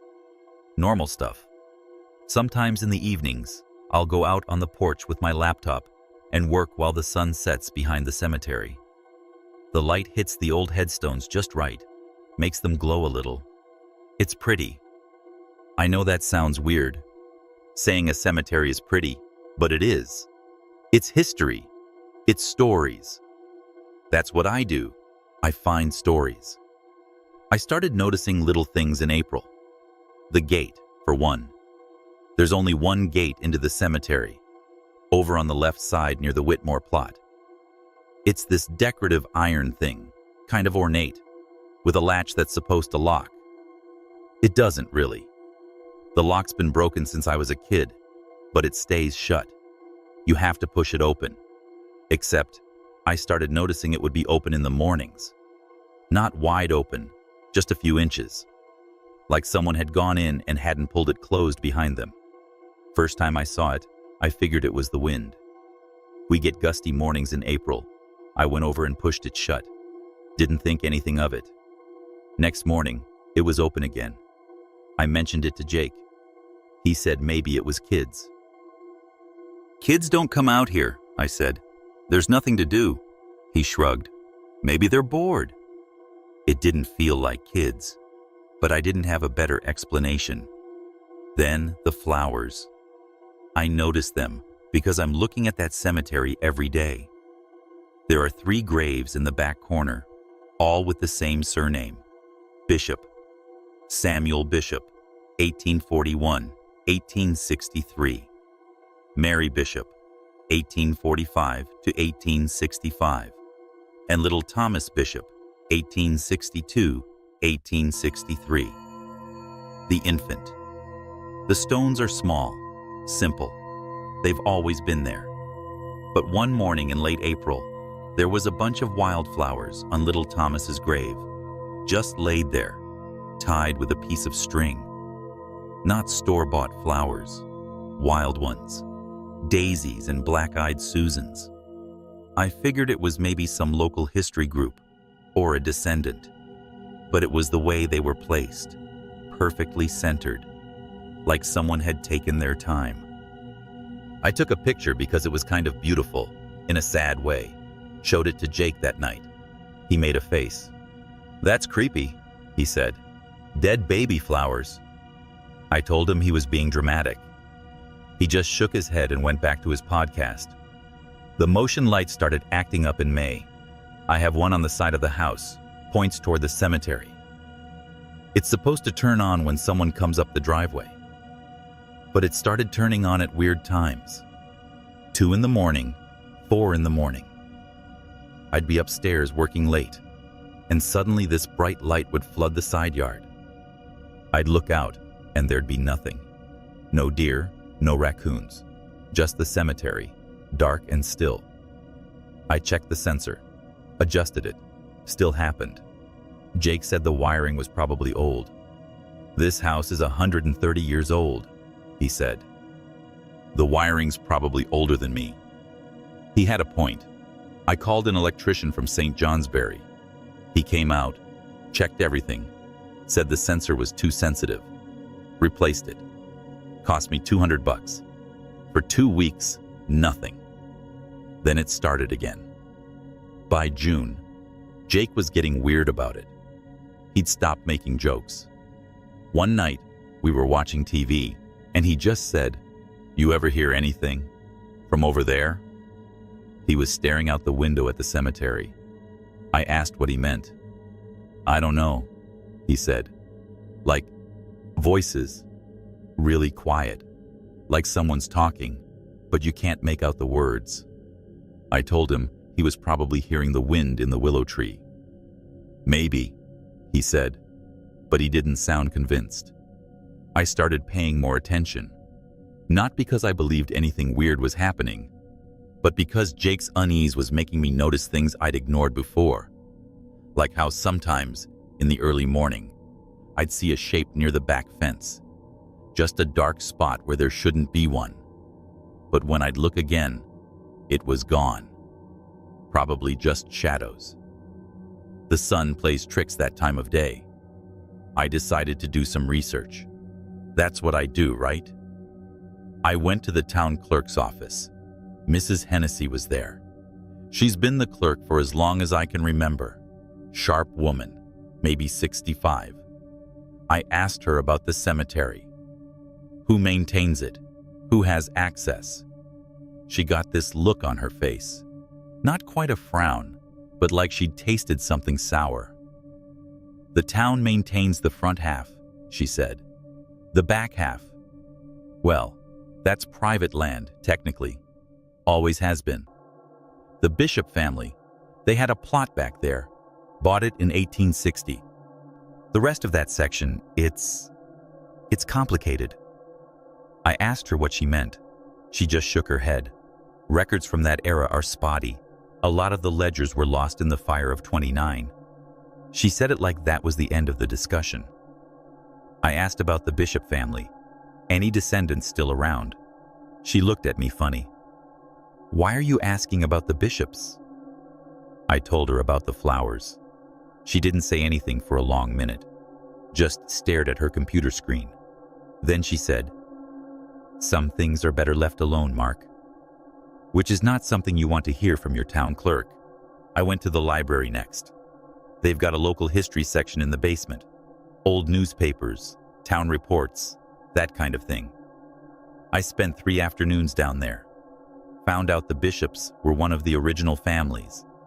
Samuel Bishop was a mill worker, died of consumption. Mary, his wife, died 2 years later.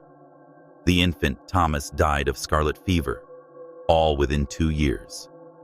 Sad story, but not unusual for the time. But then, I found something weird. A newspaper article from 1865. It was about Mary Bishop's death. The article mentioned a daughter, Ellen, age 4. But there's no grave for Ellen, no record of her after that. I checked the census records. In 1860, Samuel and Mary Bishop had 2 children, Thomas, age listed as 1, and Ellen, age listed as 2. By 1870, the whole family is gone from the records. No Ellen anywhere. I told Jake about it that night. He was quiet.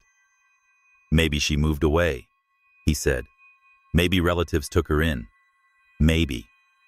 But I couldn't find any record of that either. No adoption papers, no guardianship records. She just vanished. And the article said she was 4 when her mother died. So where did she go? The motion light kept going off. I started getting up to look. Every time, nothing. But I started noticing the gate. It wasn't just open in the mornings anymore. Sometimes I'd see it open at night. I'd be upstairs, working, and I'd glance out, and there it would be, that gap of darkness where the iron gate stood ajar. I'd look away, look back, and it would be closed again. I told myself it was the angle, the light. You can't trust your eyes at night. Jake started closing his bedroom window at night. His room faces the cemetery. He said the wind kept blowing the curtains, but I noticed he put a lock on the window, a new lock. He'd never done that before. I asked him about it. He just said, "Feels drafty." In July, in Vermont. In August, I found the footprints. I was mowing the lawn. It had rained the night before, so the grass was wet. I noticed them near the edge of the driveway, close to the road. Small footprints, like a child's. They came from the direction of the cemetery, crossed the edge of my yard, and stopped at the corner of the house. Just stopped. No prints going back. I called Jake over. He looked at them, went pale. "Kids," he said. "Probably just kids playing." But there were no prints leading back, and they were small, like really small. I wear a size 10 shoe. These were maybe a child's size 4 or 5, and they were perfect, like someone had just stepped there and then disappeared. I took pictures. I don't know why. I guess I wanted proof that I wasn't imagining things, that there was a logical explanation. I measured them with a tape measure. 4.5 inches long. I looked up shoe sizes. That would be a toddler, a 4-year-old maybe. That night, the motion light went off at 3:17 a.m. I know because I looked at my phone. I was awake. I'd been awake a lot lately. I went to the window. The gate was open. Not just ajar, but wide open. And there was something near the willow tree. A shape. Small. Like a child. I blinked. It was gone. The gate was closed. I stood there for 20 minutes, just watching. Nothing. Just the headstones, the shadows, the willow branches moving slightly in the breeze. I told myself it was a deer. A small deer. But deer don't leave footprints like that. The next day, I went into the cemetery. I hadn't been inside in months. I walked straight back to the bishop plot. The wildflowers were still there on little Thomas's grave, but they were wilted. I noticed something I hadn't seen before. There was a space between Mary and Samuel's graves. Not a gap exactly, but a bare patch of grass. Like there should have been another stone there, but there wasn't. I measured it with my steps. About 3 feet. The right size for a child's grave. I went back to Mrs. Hennessy. I asked her about Ellen Bishop, if there was any record of where she was buried. She got that sour look again. "Mark, I told you. The records from that period are incomplete." I pushed. I said I'd seen the space in the cemetery. I asked if maybe Ellen was buried there, but without a stone. She stood up, went to a file cabinet, pulled out an old ledger. She didn't open it, just held it. "Some families couldn't afford markers for all their children," she said, "especially after the mother died. Sometimes they just remembered where they put them." She said them, like she was talking about objects, not people. "But there'd be a record, right?" I asked. "A plot map?" She shook her head. "Not always." She put the ledger back. "Mark, you should focus on your paying clients, not on old tragedies." That night, Jake came into my office. He looked rattled. "I heard something," he said. "Like singing, really faint." I asked him what kind of singing. "I don't know, like a kid's song, one of those nursery rhymes." He hummed a few notes. It sounded like Ring Around the Rosie. That old one. I told him it was probably the neighbor's TV. The Hendersons have a grandkid who visits sometimes. He shook his head. It was coming from outside. We both went downstairs. We stood in the living room, listening. Nothing. Just the normal sounds. the fridge humming, the clock ticking. Then, very faint, I heard it too. A voice, high-pitched, like a child. It was singing. I couldn't make out the words, but the tune, yeah, it was that rhyme. It seemed to be coming from near the side of the house, where the footprints had been. Jake looked at me. I looked at him. We didn't say anything. We just stood there, listening. It stopped. Just stopped mid-phrase. The silence after was worse than the sound. The next morning, I found the flowers on my porch. They were the same kind. Daisies and black-eyed Susans, tied with string. They were placed right in front of my door, dead center on the welcome mat. I looked toward the cemetery. The gate was open. I went over. The flowers on Thomas's grave were gone. Just gone. Not wilted, not blown away. Gone. I told Jake. He didn't say anything for a long time. Then he said, "I think we should put up cameras." I thought about it. Part of me wanted to. The rational part. The genealogist part of me wanted evidence. But another part, a part I didn't want to listen to, thought that maybe seeing it would make it real in a way I wasn't ready for. I said no. I said it was probably just some weird kid from town playing pranks. Jake didn't argue, but I could tell he didn't believe it either. I started researching the Hendersons, the neighbors.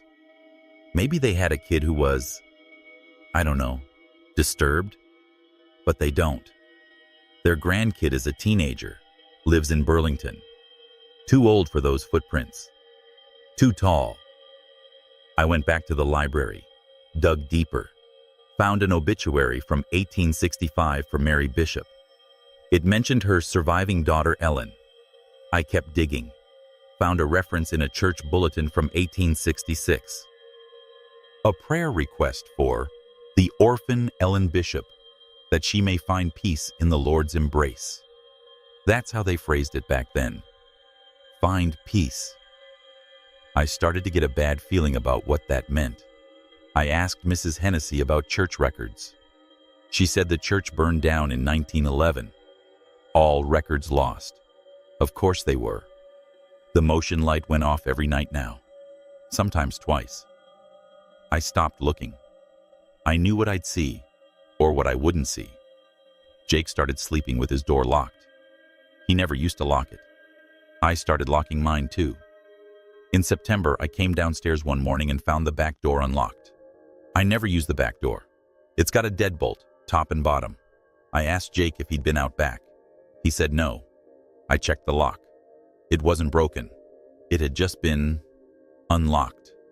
Both bolts, from the inside. That's when I started finding things moved. Small things. A coffee mug left on the counter would be on the table. My laptop, which I always close, would be open. Just an inch. Enough to notice. Jake said I was just forgetful. But I'm not forgetful. I have to be precise in my work. I notice details. It's what I do. One night, I woke up at 2:43 a.m. I know because I looked. I heard footsteps in the hallway. Small, light footsteps. Not Jake's. Jake walks heavy, like he's still wearing his work boots. These were different. I got up, opened my door. The hallway was dark, empty, but I could smell something. Flowers, daisies, that green, earthy smell. I went downstairs. The motion light was on. The gate was open. And there, near the willow tree, I saw her. Clear as day. A little girl, maybe 4 years old. Long dress, like from an old photograph. Dark hair. She was just standing there, looking at me. I blinked. She was gone. I didn't tell Jake. I couldn't. Saying it out loud would make it real. But the next day, I went to see Mrs. Hennessy again. I told her I needed to see the cemetery plot map. The real one, not the public record. She looked at me for a long time. Then she reached into her desk drawer and pulled out a piece of paper. Old, hand-drawn. It showed the bishop plot. 3 graves marked: Samuel, Mary, Thomas. But there, in between Mary and Samuel, was a small X, penciled in, light, like someone had tried to erase it. "What's that?" I asked. She didn't answer. I asked again. She took the map back. "Mark, I'm going to tell you something because you're a good man, and your father was a good man. But you have to promise me you'll stop asking questions." I promised. I shouldn't have, but I did. She told me that in 1865, after Mary Bishop died, the daughter Ellen was sent to live with an aunt in Montpelier, but she never arrived. The aunt wrote letters asking where the child was. The town records show she left on the stagecoach, but there's no record of her arriving. She just disappeared. And around that same time, people started noticing that the gate to the cemetery would be open in the mornings, and flowers would appear on the bishop plot. Wildflowers, always wildflowers. The town would close the gate. Someone would open it. This went on for months, then years, then decades. People stopped talking about it, Mrs. Hennessy said. They just accepted it. It's been happening for 150 years, Mark. Every spring and summer, the gate opens, the flowers appear. Sometimes people see things, but they don't talk about it. Because what are you going to say? That a ghost is leaving flowers on her baby brother's grave? I asked about the footprints. She nodded. Sometimes. Usually after someone's been asking too many questions. Like you have. I felt cold. What does she want? I asked. Mrs. Hennessy folded the map, put it away. She wants to be remembered. Isn't that what you do? Remember people? She looked at me hard. Maybe stop remembering this one. I went home. Jake was at work. I stood in my office, looking at the cemetery. The gate was closed. The willow tree was still. Everything looked normal, but I knew it wasn't. That night, the motion light went off at 3:17 a.m. again. I didn't look. I heard the singing, clearer now. Ring around the rosy, a pocket full of posies. I pulled my pillow over my head. It didn't help. The voice was inside the house. In the morning, I found muddy footprints in the hallway, small ones, leading from the back door to my office. They stopped at the door, and on my desk, placed dead center on my closed laptop, was a single daisy. I haven't been back to the cemetery. I stopped taking clients who need local research. Jake moved out last week, said he got a place in St. Johnsbury. I think he was just scared. I don't blame him. Mrs. Hennessy retired. Newtown clerk is a guy from Burlington.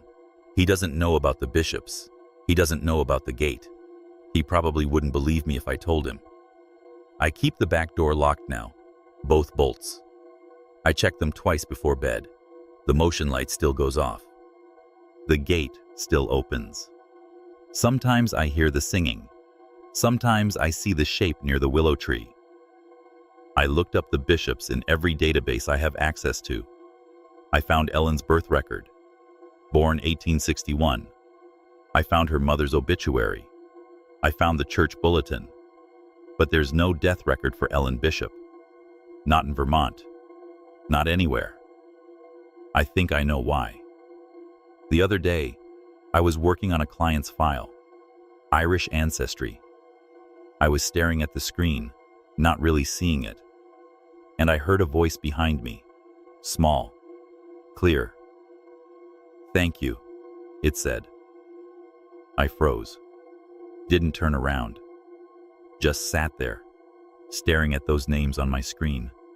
After a while, I got up, went downstairs. The back door was unlocked again. I don't think she wants to hurt anyone. I think she just wants to be remembered, to be seen, to have someone know she was here. But I also think she gets lonely. And I think when she gets lonely, she comes across the road. She walks through the yard.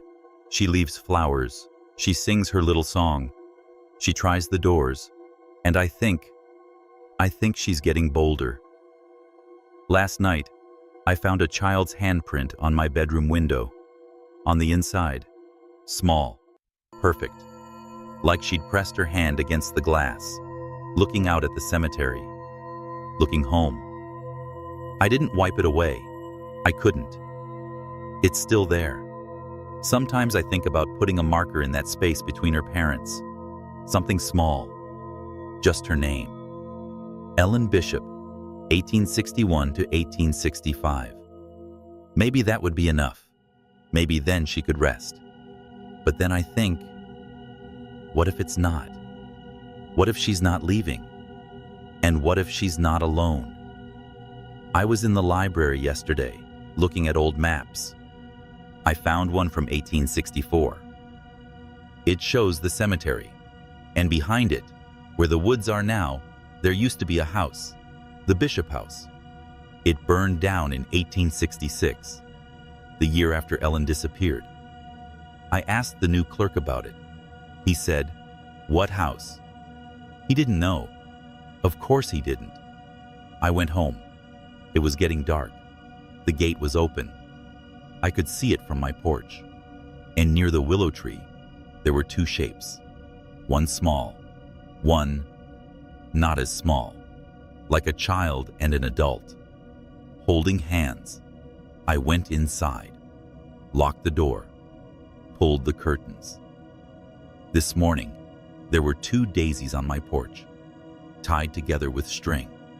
I haven't told anyone. Who would I tell? What would I say? My name is Mark Benson, and I'm from Millbrook, Vermont. And I think I have neighbors now. I think they've always been here.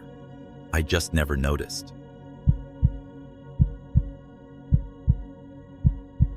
My name is Megan, and I'm from Millbrook, Alabama. I moved here about 3 years ago. People always ask why Millbrook.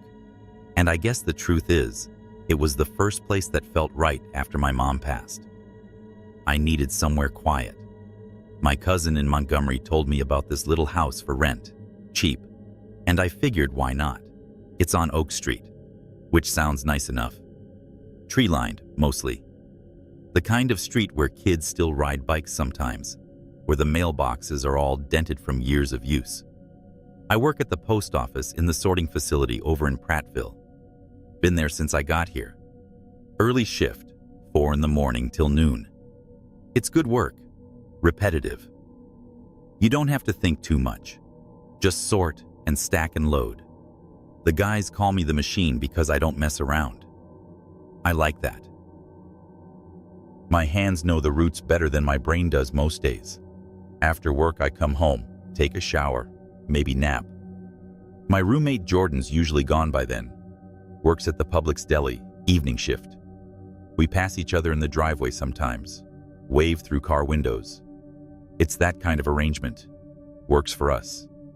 The house is small, 2 bedrooms, 1 bath. The porch is more of a concrete slab with a roof that leaks when the wind blows a certain way. But it's mine, or ours, I guess. The landlord lives in Florida and never bothers us. The rent's $600 a month split 2 ways, which in this economy feels like winning the lottery.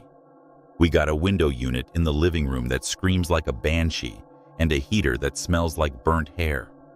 But it's home. Across the street, there's this cemetery. Heritage Hill, it's called. Modest place. Early 1900s. Iron fence around it. The black kind that's all ornate curls and points. The gate squeaks something awful. There's a willow tree right in the middle. Big drooping branches that scrape the ground when it's windy. The graves are mostly sunken in spots. grass growing over the edges. Some of the headstones are crooked, leaning like they're tired.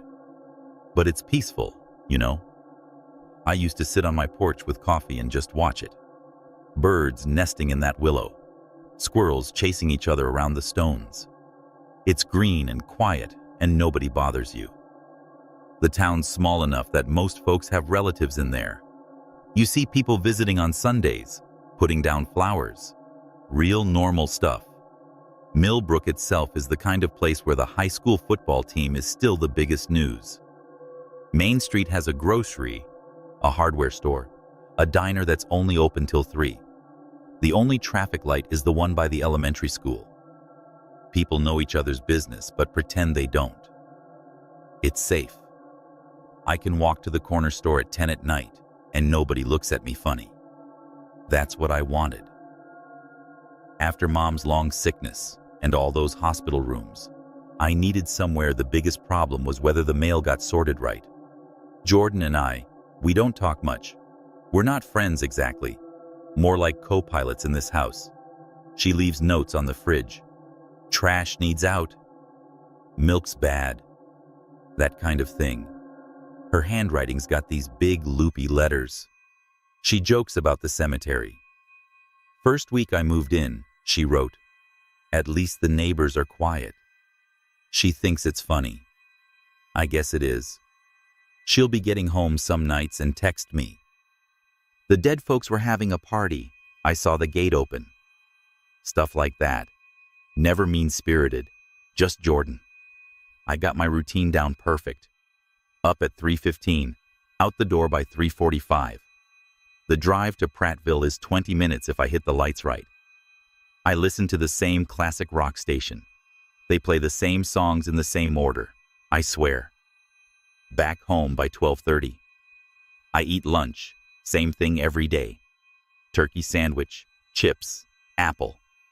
Then I nap for 2 hours. The house is quiet then. Jordan's at work.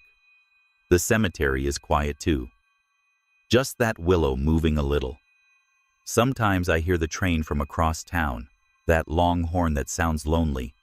The first thing that happened, I didn't think much of it. It was a Tuesday. I remember because Tuesdays are light mail days. I got home, made my sandwich, and was sitting on the couch when I heard this squeal. That gate. I looked out the window and it was wide open, blowing in the wind. Thought maybe the wind had caught it, but it wasn't that windy, just a little breeze. I went back to my sandwich. Figured someone had been visiting and didn't latch it right. Happens. That night, Jordan got home around 10. I heard her car pull up, then her voice. She was talking to someone. I got up, looked out. She was standing by her car, looking toward the cemetery. Just standing there.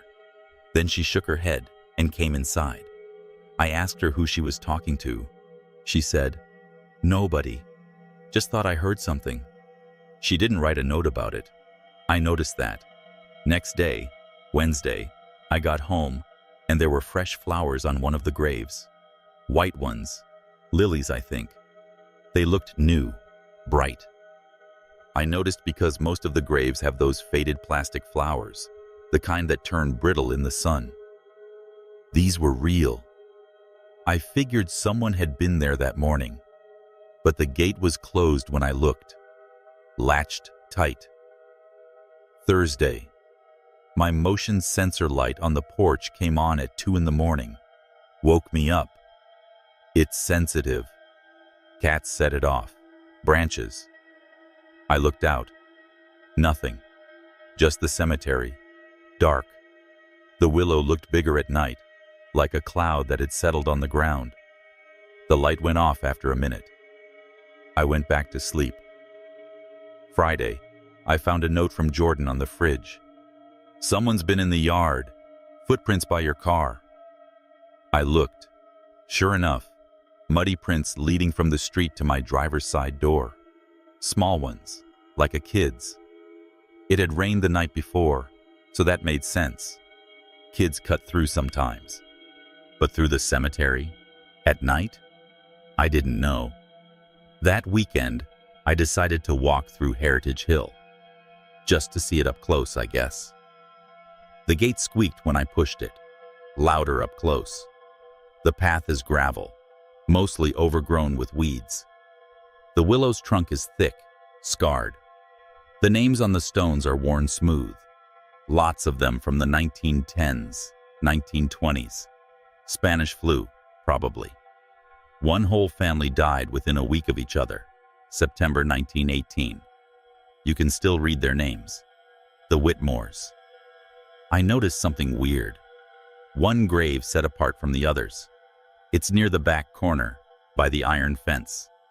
The stone's newer than the rest, but still old. 1974. Names worn, but I could make it out. Margaret Ann Price. Born 1930, died 1974. Same year as my mom, I thought. Not the same name, but the same year. I stood there for a minute. The stone had a lamb carved on it, which is usually for kids, but Margaret was 44. That's not a kid. The lamb looked wrong there, misplaced. Monday at work, I asked around. Nobody lives in Millbrook, but one of the older guys, Frank, he used to. I asked him about Heritage Hill. He got quiet. That place is old, he said. Lot of history. I told him about the open gate, the flowers. He just nodded. Folks take care of their own. He changed the subject. I didn't push it. That week, the motion sensor light went off 3 more times. Always between 2 and 3 in the morning. Always nothing there when I looked. Jordan started parking in the back instead of the driveway. I asked her why. She said, just feels better back there. She didn't joke about the cemetery anymore. I started noticing the crows. 5 or 6 of them. Always in that willow. They don't make noise, which is weird for crows. They just sit, watch. When I come home, they're there. When I leave, they're there. Sometimes I think they're the same crows, arranged the same way. But that's stupid. Crows move. The second week, I found the gate open again. This time, it was a Saturday afternoon. I was off, doing laundry. Heard that squeal. Looked out. Wide open. I went over. The latch works fine. I closed it, made sure it caught. Walked back. Heard it squeal again. Turned around. Open again. The wind, I told myself. Must be the wind catching it just right. But there was no wind. The willow branches weren't moving. The air was still. Jordan got home early that day. She saw me watching the cemetery from the porch. It's doing it again, isn't it? She said. Not a question. I asked what she meant. She just shook her head. The gate, the flowers. I asked how she knew. She said, I've lived here 2 years, Megan. It started with me, too. We sat on the porch. She told me she'd never walked in the cemetery, not once. She'd seen the gate open, seen flowers appear. She'd heard someone calling her name once, she thought. But when she looked, nobody there. I thought I was losing it, she said. Then you moved in, and I figured maybe I was just tired. But you see it too. I didn't know what to say. I mean, it's a cemetery. Old. Things happen. Gates stick. Flowers get left. But the way she said it, quiet, like she was admitting something embarrassing, I felt this chill. Not a ghost story chill, just the kind that comes from realizing someone else has been carrying the same weird weight you have. That night, I couldn't sleep. I kept thinking about Margaret Ann Price, the lamb, 1974. I got up at 2, looked out. The motion light didn't come on. That was new. Usually it's too sensitive, but it stayed dark. I could see the cemetery, though. The streetlight across the way casts just enough glow. The willow looked different. The branches seemed lower, like they'd grown or drooped more. I stared at it for maybe 10 minutes. Then I saw something move. Not an animal. It was like a shadow shifting, but there was no shadow to shift from. Just movement. Near Margaret's grave. I told myself it was my eyes. Tired. You see things when you're tired. Next morning, Sunday, I decided to go back to the cemetery. Daylight. Safety in numbers, even if the numbers are dead. The gate was closed. I pushed it open. Same squeal. I walked straight to Margaret's grave. The flowers were still there. The white lilies. They hadn't wilted. 6 days now. They looked fresh as the first day. That isn't right. Flowers die. I knelt down. The lamb carving was detailed. Too detailed. I could see its eyes. They looked scared. I checked the graves around Margaret. The Whitmores. The Thompsons. A bunch of kids who died in 18. All older stones. All worn. But Margaret's stone was different. It looked almost polished. The dates clear. The lamb sharp, like it was new. But it said 1974.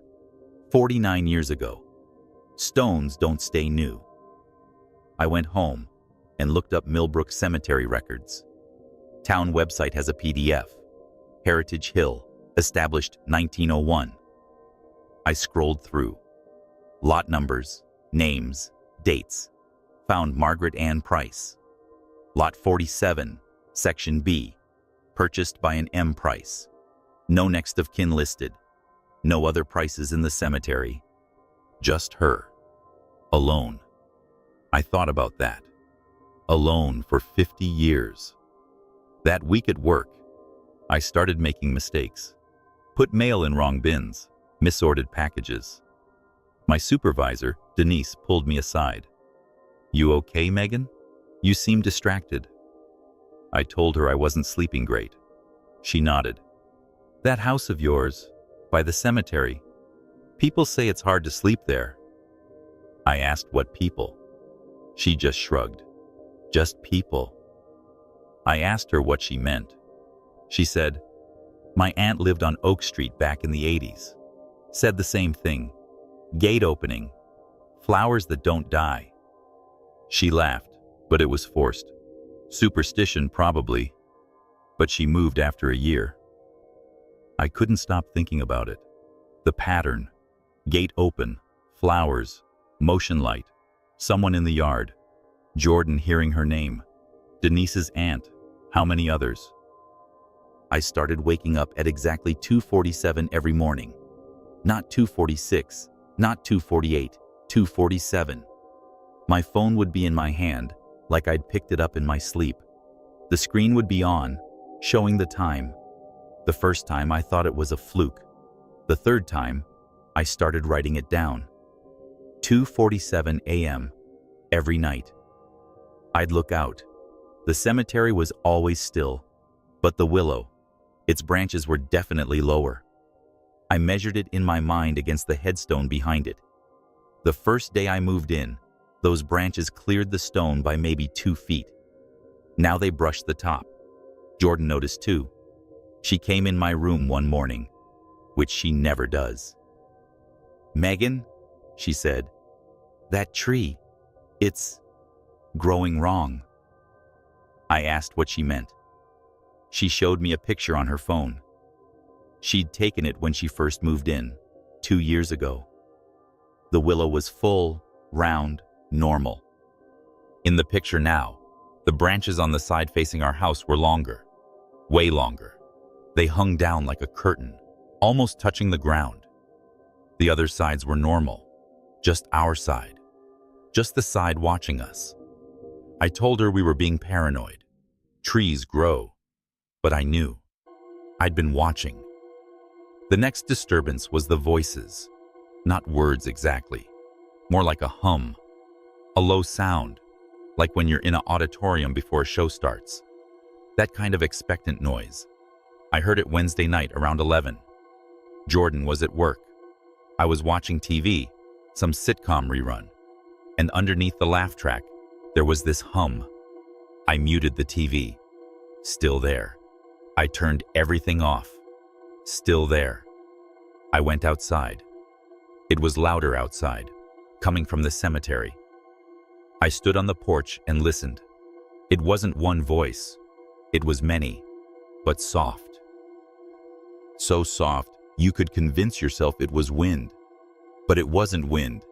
I've lived here 3 years. I know the wind. I walked to the gate. It was closed. The hum stopped when I touched the iron. Just stopped, like I'd interrupted something. The silence that followed was worse. That heavy, watchful silence. I went back inside, locked my door. I don't know why I locked it. I've never locked that door in 3 years. Millbrook's safe. But I locked it.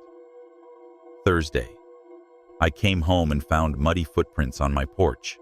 Not from the yard, from the street. Small prints, like before. But this time they came up the steps, across the porch, and stopped at my front door. Like someone had stood there, waiting. There were no prints going away, just coming. I took pictures. I showed Jordan. She looked at them and said, "They're new.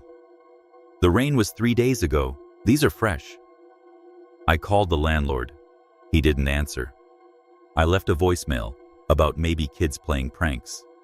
He texted back, "No kids on Oak Street. Too quiet." That was it. No offer to help. No concern. Friday, I went to the town clerk's office. Millbrook's municipal building is 1 floor, built in the 70s. Smells like old coffee and copy machine toner. I asked to see property records for my address. The clerk, a woman named Doris with glasses on a chain, looked at me over them. "You live at 1420 Oak?" I said yes. She typed, "That's the old Price place." I felt something cold in my stomach. "Price?" She nodded. "Been in the family since the house was built. 1920. I asked who owned it now. "Estate sale. Owner died. No heirs. Bank sold it to your landlord." I asked the owner's name. She looked at the screen. "Margaret Ann Price." I stood there. Doris looked at me. "You didn't know?" I shook my head. She printed the record, handed it to me. Margaret Ann Price, born 1930, died 1974. Same as the grave, same person. I asked about the cemetery. "Family plot," Doris said. "She's the last one. Rest are in there too, but older." I asked why she was set apart. Doris shrugged. She requested it. In her will. Said she wanted to face the house, wanted to watch over it. I went home and looked at the cemetery again. Margaret's grave, the one with the lamb, faced my house. Directly. If she were standing, she'd be looking right at my front door. I measured it with my eyes. Perfect line of sight. That night, Jordan and I sat on the porch. Neither of us talked. The gate was closed. The willow hung low. The crows sat in their spots. At 2:47, I woke up without knowing I'd fallen asleep. My phone was in my hand.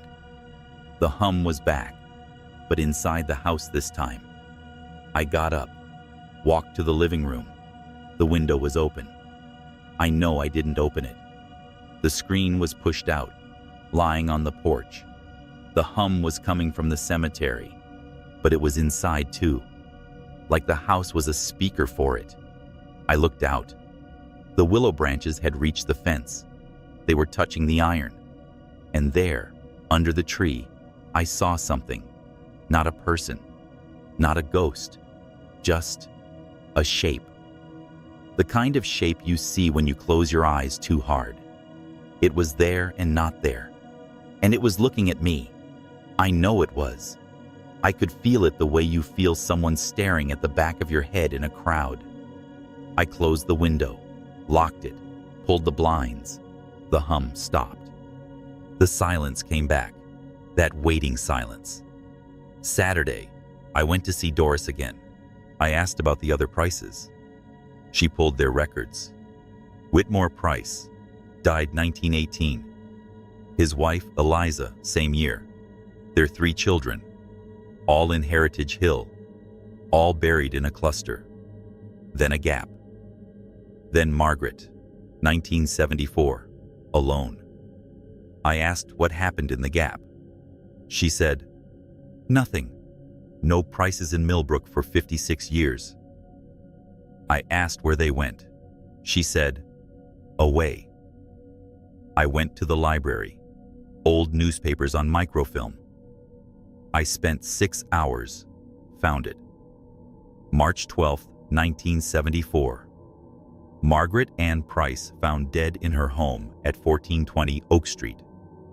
Coroner ruled natural causes. She was 44. The article said she'd lived alone. Neighbors said she was quiet, kept to herself, liked to sit on her porch and watch the cemetery. The willow tree had been planted in 1901. The article mentioned. It was smaller then. I looked up the house's history. Every owner since Margaret had been a single woman. All in their 40s. All moved in alone or with a roommate. All moved out within 3 years. The dates were there. 1977, 1981, 1984, 1989. Every 4 to 5 years, like clockwork. The names were different, but the pattern was the same. Single woman, 40-something, gone in 3. I'm 44. I moved in 3 years ago. I went home and told Jordan. She didn't look surprised. She sat down at the kitchen table and said, I found something too. She showed me her lease. She'd scratched out the landlord's name, looked up the property records. The landlord is a shell company. No real person attached, just a name and a P.O. box in Montgomery. She'd called the number, disconnected. That night, we both stayed up. We sat in the living room with all the lights on. At 2:47, the power flickered, not off, just dimmed. The motion sensor light on the porch came on, stayed on. I looked out. The willow branches had crossed the fence. They were in the yard now. Not many, just a few, reaching. The gate was open, and there were flowers on my porch. White lilies, fresh. I hadn't heard anyone come. The hum was back, but louder. It had words now. I couldn't make them out, but they were there, like a song you almost remember. Jordan grabbed my arm.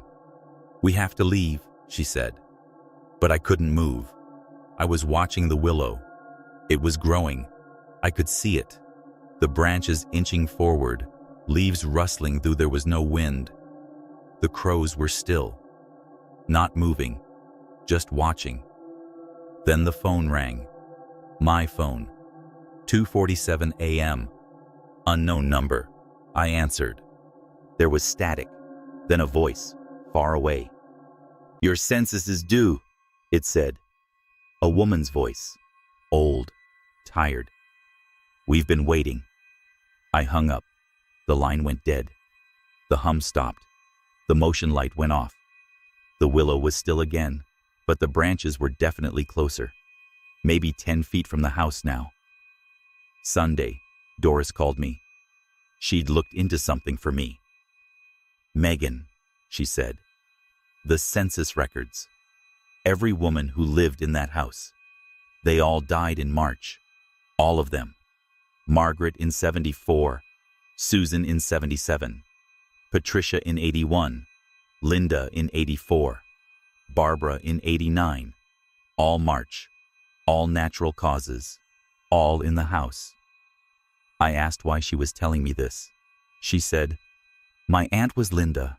I always wondered why she left me her furniture but not the house. Now I know. I asked what I should do. She said, move. Today. Don't pack. Just go. I told her I couldn't. Lease. Money. Life. She said, the lease is a formality. The money won't matter. The life. She stopped. Just go. I told Jordan. She was already packing. She'd called her sister in Birmingham. Had a place for us. Both of us. I looked around my room. 3 years of stuff. But I started packing too. Just clothes. Important papers. The rest could stay. That night, our last night, we didn't sleep. We sat in the car in the driveway, engine running, lights on, watching the house. At 2:47, nothing happened. No hum, no light, no phone, just quiet. The willow was still. The gate was closed. The crows were gone. It was like it knew we were leaving, like it was letting us go. We drove to Birmingham, got there at dawn. Jordan's sister's place is small, but it's fine. I called the landlord's number, still disconnected. I looked up Millbrook News online. Nothing about the house, nothing about the cemetery. I thought maybe we'd imagined it. Stress, grief, paranoia. But then I got a package. No return address. Postmarked from Millbrook. Inside, a single item. A small stone lamb, like the one on Margaret's grave. And a note, typed. The census is incomplete. Vacancy expected March 2024. I looked at the calendar. March 2024. This month. I called Doris. She didn't answer. I called the post office. Denise answered. I asked her about Doris. Doris retired last week, she said. Moved to Florida. I asked for her number. Denise gave it to me. I called. A man answered. Said he'd had the number for 6 years. No Doris. I looked up Heritage Hill Cemetery. Found a website. Photos. Recent ones. The willow tree was normal in the photos. Branches not too low. Gate closed. Everything neat. The photos were dated last week, but when I zoomed in, I saw something. In the background, my house, the porch, and on the porch, a figure. Blurry, just a shape, but it was looking at the camera, or past it, at me. I called the cemetery administrator. Number on the website. A woman answered. I asked about Heritage Hill. She said, that cemetery's been closed for years. No new burials since 1974. I asked about the willow tree. She said, what willow tree? I described it. Center of the cemetery. Big, drooping branches. She said, sir, there's no tree in Heritage Hill. Never has been. It's just graves. I hung up, looked at the lamb in my hand. It was warm. Jordan came in, saw my face. What? She asked. I showed her the lamb. She went pale. I got one too, she said. Yesterday. Didn't want to scare you. She brought it out. Same lamb, same size, same warmth. Hers had a note too. Roommate status confirmed. We sat there, looking at these 2 stone lambs. Then my phone buzzed. 2:47 p.m. Text message. Unknown sender. Welcome to Birmingham. We have locations here too. I looked up Birmingham Cemeteries. Found one 5 blocks away. Oak Hill. Established 1902. Iron fence. Willow tree in the center. Photo on the website showed it. Clear as day. The caption. Recently restored. I called the number listed. A man answered. Oak Hill Cemetery. How can I help you? I asked about the willow tree. He said, beautiful, isn't it? Planted in 1901. Center of the grounds. I asked about recent burials. He said, oh yes, very active. We have a waiting list. I asked for the name of the most recent burial. He typed. Let's see. March 1st. Margaret Ann Price. I dropped the phone. Jordan picked it up. Asked him to repeat. He did. Same name, same date. She asked where she'd lived. He said, Millbrook. Moved here last month. Bought a plot early. Very organized lady. But Margaret died in 1974. I saw her grave. Jordan looked at me. What if she didn't? What if she just moved? I thought about the pattern. Every 4 to 5 years, single woman, 40s, moves out, new one moves in. But what if they don't move out? What if they move over?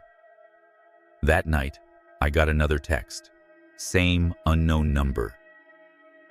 The census is important work. We need reliable counters. You were very thorough. We think you'd be perfect for the position. I didn't answer. I blocked the number, changed my phone. But the next day, I got mail. At Jordan's sister's house. No forwarding set up yet. But there it was. A letter. No stamp. No postmark. Just my name, typed. Inside, a job offer. Census Administrator, Heritage Hill Cemetery. Salary, residency provided. Start date, March 2024. I called the police. They took a report. But what could they do? No threats, just weird mail. They suggested I talk to someone, a therapist. I said I would. But that night, I woke up at 2:47, and I wasn't in Jordan's sister's house. I was on my porch in Millbrook, the one I'd left. I could smell the wet earth from the cemetery, feel the iron railing under my hands. The willow branches were touching the porch now. I could hear the hum, clear as day. Words I almost understood. Welcome back, they said. The census isn't finished. I ran inside, woke up. I was in Birmingham, in bed, but my feet were muddy. And on the windowsill, a white lily, fresh. Jordan moved out last week, got her own place. She said she couldn't sleep, said she kept dreaming of lambs. I stayed. I don't know why. Maybe I'm tired of running. Maybe I'm just tired. I got a new job, census work, City of Birmingham. They assigned me to cemetery records. I start Monday. The office is in the municipal building. Smells like old coffee. My supervisor's name is Doris. She has glasses on a chain. She said, "We heard you were very thorough in Millbrook. That's what we need here." I asked about the willow tree. She smiled. "We have several. You'll see." I looked up my new address. It's an apartment complex. But when I put it into the map, the closest landmark is Oak Hill Cemetery, 5 blocks away. Iron fence, willow tree, active waiting list. This morning, I got a package. No return address. Inside, a key and a note. "Your new residence is ready. The neighbors are quiet. You'll fit right in." I haven't unpacked the stone lamb. It's still in the box, but I hear it sometimes. At 2:47, it hums. Like it's counting, like it's waiting for the next vacancy. I think about Margaret, about all the Margarets, about the pattern, about the census. You can't outrun paperwork. You can't outrun a job that needs doing. And some jobs, once you're hired, you don't get to quit. The lambs are in every cemetery. The willows are planted just so. The gates open and close. The flowers never die. The neighbors are always quiet. And the census continues. March after march, town after town, woman after woman, counting and recounting, waiting for the next 44-year-old to need a quiet place. My name is Megan. I'm from Millbrook, but I think I'm becoming from somewhere else now. Somewhere with iron fences and willow trees, and lambs that watch you sleep. The census is due, and I'm on the clock. The key fits a lock I haven't found yet, but I know it's out there. 5 blocks away, waiting. The neighbors are quiet. They always are.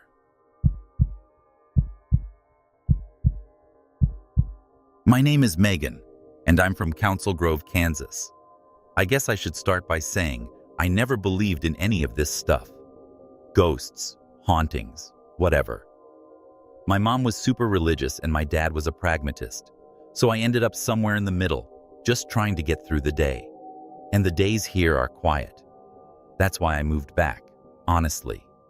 After the city, after the divorce, after everything just got too loud. I work at the post office. Been there 6 years now. I sort mail in the mornings, do my route in the afternoons. Same houses, same dogs, same people waving from their porches. Council Grove is one of those towns that feels older than it is. Main Street has those brick buildings from the 1800s, the ones with the false fronts. Tourists come through sometimes, following the Santa Fe trail markers. They take pictures of the old limestone buildings, and then they leave. It's peaceful. That's what I wanted. The house I rent is a small place on Union Street. 2 bedrooms, 1 bath, built in the 50s. The landlord lives in Topeka and never visits. It's got those old aluminum windows that rattle when the wind picks up, which is pretty much always. Kansas wind doesn't stop. It just changes direction. My friend Sarah has been staying with me since her divorce finalized in March. She's got the spare room. We're not like together or anything, just old friends from high school. She needed a place to land, and I had the space. She works remotely for some tech company, so she's always on her laptop at the kitchen table, typing away with her headphones on. Our place sits right across from the old cemetery. Morris County Cemetery, it's called. Modest size. 1870s, I think the sign says. It's well kept, but old, you know? The grass gets mowed, but some of the stones are leaning. Low brick wall around the perimeter, about knee-high. You can see the whole thing from my front window. From the porch, really. It's not creepy. At least it wasn't. It's just there, like a park. Kids cut through it sometimes on their way to the high school. I've seen people walk their dogs along the gravel path that winds through the middle. There's a broken angel statue near the back, by the big oak. 1 wing missing, the other pointing up at the sky like it's asking a question. Sarah used to joke about it. Good neighbors, she'd say. Quiet, anyway. She'd laugh after, but I could tell she was working up the nerve to say something else. She never did, not then. My routine is simple. I'm up at 5:30. Coffee, shower, out the door by 6:15. I'm at the post office by 6:30, sorting. My route is the north side of town. I know everybody. Mrs. Henderson gets a lot of medical supplies. The Johnsons get Netflix DVDs, still, which is kinda sweet. Old man Patterson gets nothing but junk mail and catalogs. But he waits for me on his porch every day anyway. Gives me a wave. I wave back. That's the whole interaction. It's nice. I get home around 4, usually. Sometimes 4:30 if the mail is heavy. Sarah's usually done with her meetings by then. We'll have dinner. Simple stuff. Pasta, tacos, whatever. We don't talk much, which suits us both. We're both tired in our own ways. After dinner, I'll sit on the porch if the weather's decent. Watch the cemetery. It's peaceful. The light hits the stones in the late afternoon, makes them glow. Sometimes I'll see Mr. Chen from 2 doors down, trimming the hedge that borders his side of the property. He never looks at the cemetery either. Not directly. The cemetery has 1 grave that's always decorated. I noticed it my first week here. Fresh flowers, every single Monday. Never on Sunday, never on Tuesday. Monday. Like clockwork. It's a small headstone. Simple. Margaret Ann Keller, 1843-1879. No beloved mother or anything. Just the name and dates. But the flowers are always fresh. Carnations, usually. sometimes roses, always in a plain glass jar. Whoever puts them there takes the old jar away. No litter. It's meticulous. I asked about it once, at the post office. My supervisor, Dan, he's lived here his whole life. I said, "Who keeps putting flowers on that Keller grave? Every Monday." Dan looked at me funny. "What Keller grave?" he said. I described it. The location, near the broken angel. He shook his head. "Must be family," he said. But he wouldn't look at me after that. Just went back to sorting his mail. That was the first little thing, but I ignored it. People are weird about death. The second thing was the gate. There's a decorative iron gate at the main entrance. It's not locked. Never has been. But it started swinging open at night. Just the one side. The right side. I'd be sitting on the porch, and I'd hear it. A long creak, then a clang as it hit the brick post. I'd look over, and it would be wide open. First time, I figured wind. Kansas wind, like I said. But it only happened after dark, and only that one gate. Never the left side. I started checking the latch. It was always secure when I went to bed, but sometime between 10 and midnight, it would open. I mentioned it to Sarah. She said, "Maybe kids are messing with you." But kids in Council Grove don't mess with cemeteries. It's not that kind of place, and there's no footprints. I looked. The gravel around the gate is undisturbed in the morning. Just that open gate. The third thing was the voice. I heard it one night when I was up late, couldn't sleep. Just a whisper. I thought it was Sarah, maybe talking in her sleep.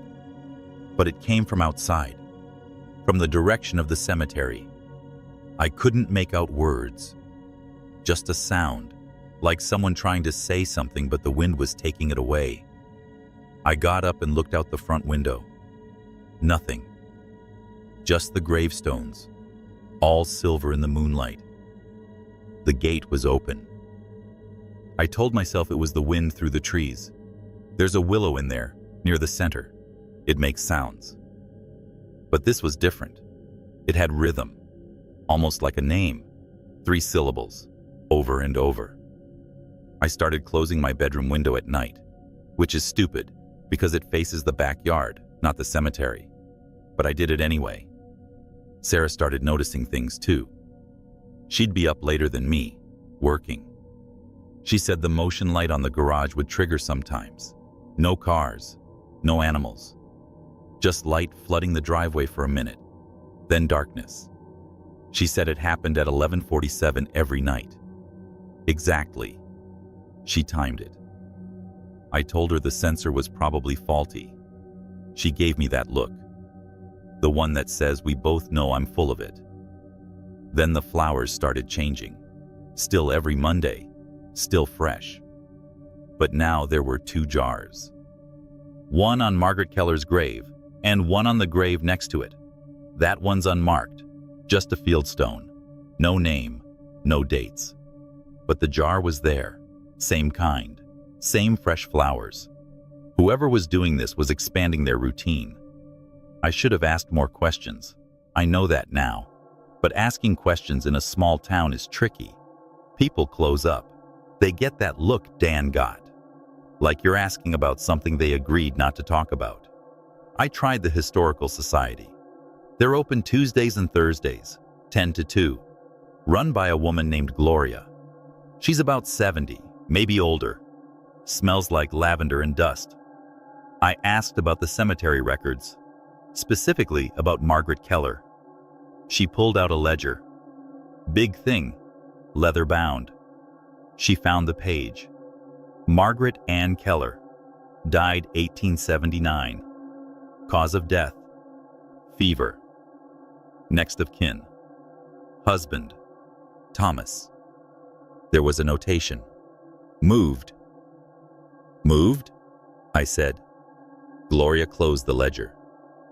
Families did that sometimes, she said. Moved remains, for various reasons. But the grave is still there. I said. She looked at me.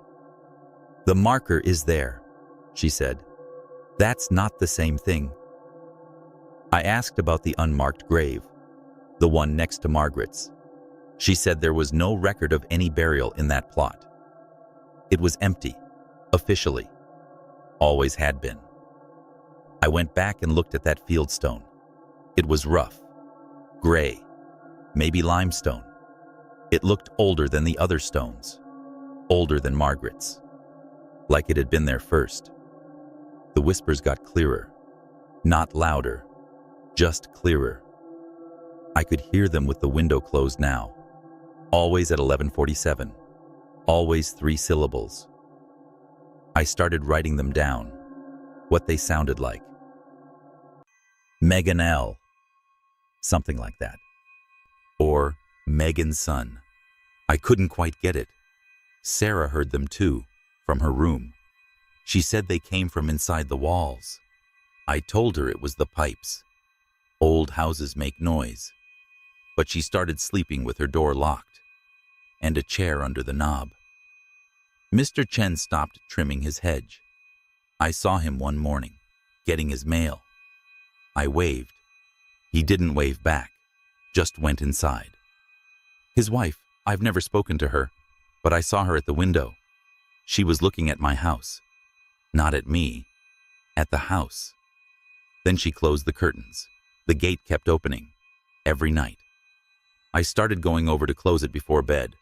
I'd walk across the street, my shoes loud on the pavement. The cemetery feels bigger at night. The shadows between the stones seem deeper. I'd close the gate, make sure the latch caught. I'd stand there for a second, looking at Margaret's grave. The flowers glowed in the dark, white carnations. They looked almost blue in the moonlight. One night, I touched the jar. It was cold, not just from the night air, deep cold, like it had been in a freezer. I pulled my hand back. The whispering stopped, just stopped. The silence was worse. I started feeling it in the house, a kind of pressure, like the air got thicker. Sarah said she felt it too. She said it was worst in the hallway, between our bedrooms. That's where the thermostat is.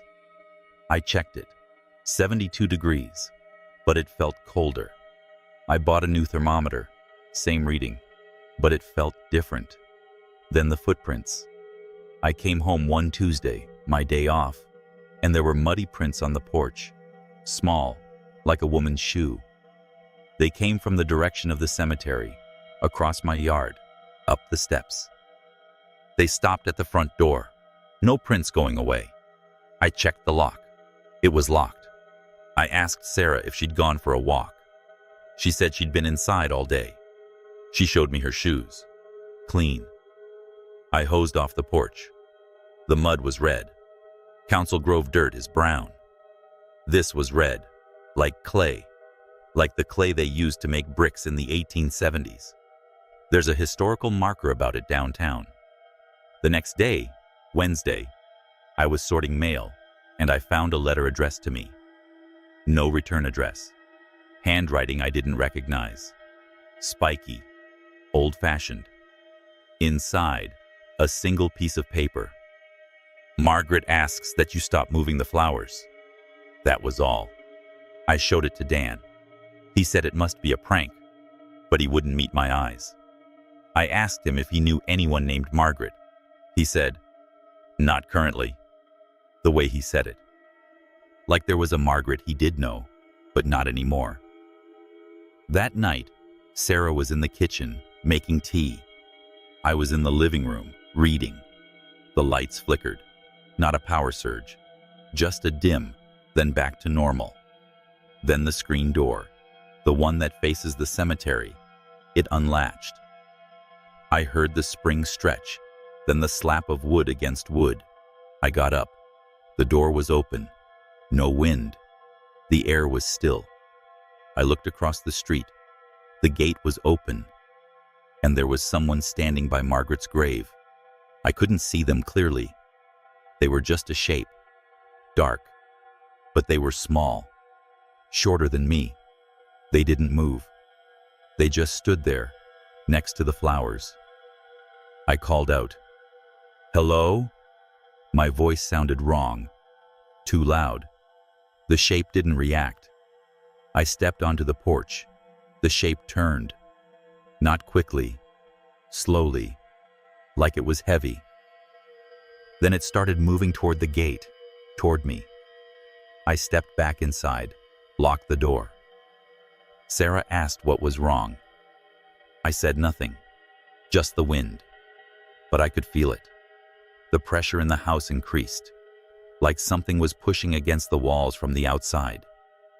The whispering started again, louder. Inside the house. Megan L. Megan L. Sarah heard it too. She came out of the kitchen, holding a mug. Her hand was shaking. "It's saying your name," she said. I told her it wasn't. It was just noise.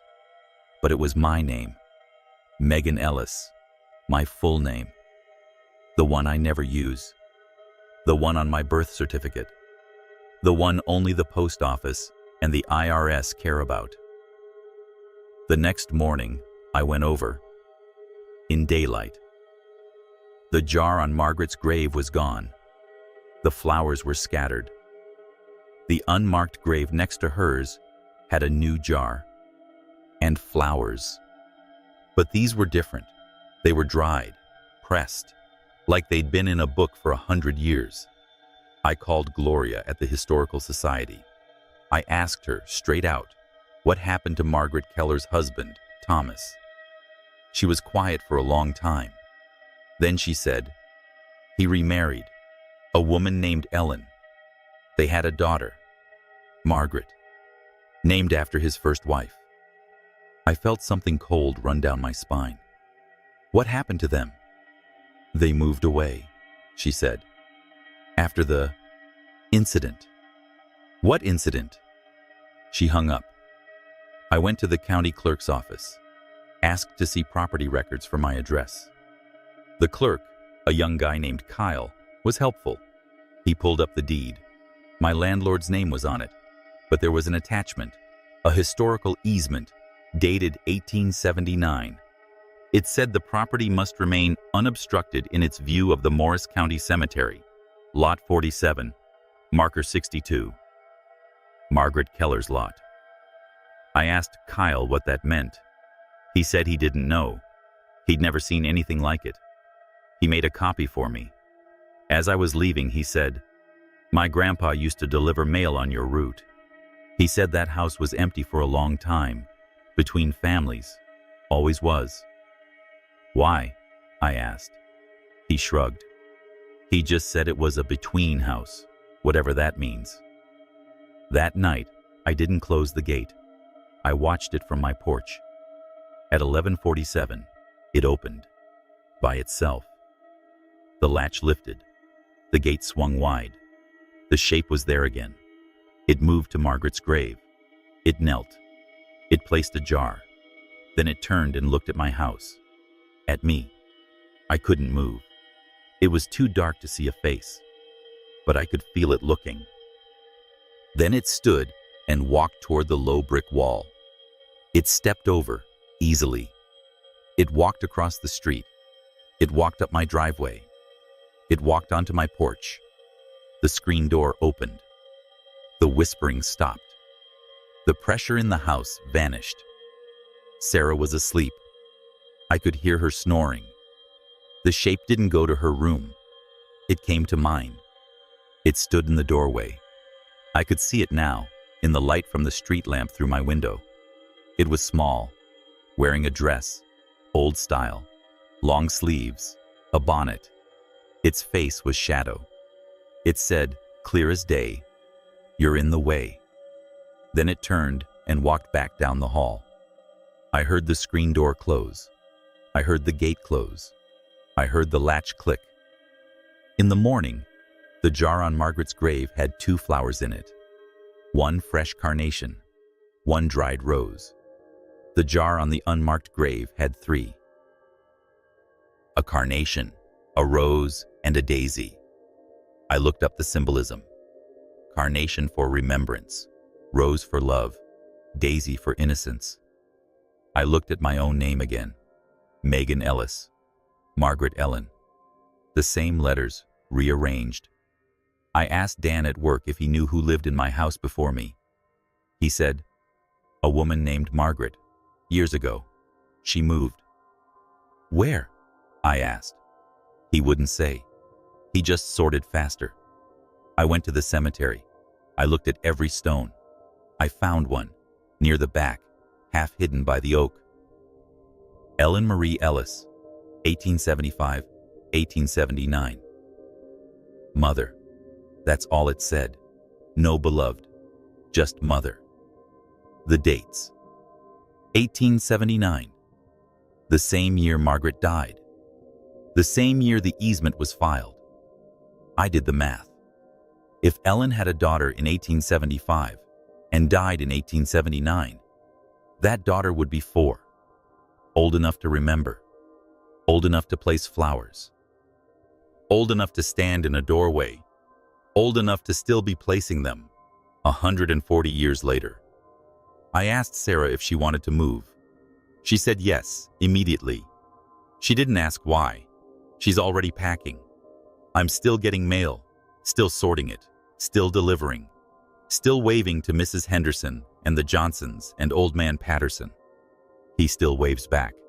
He doesn't know. Or maybe he does. Maybe that's why he's always on his porch, watching. The gate still opens at 11:47. I don't close it anymore. I leave the porch light on. I leave the screen door unlocked. I leave the hallway clear.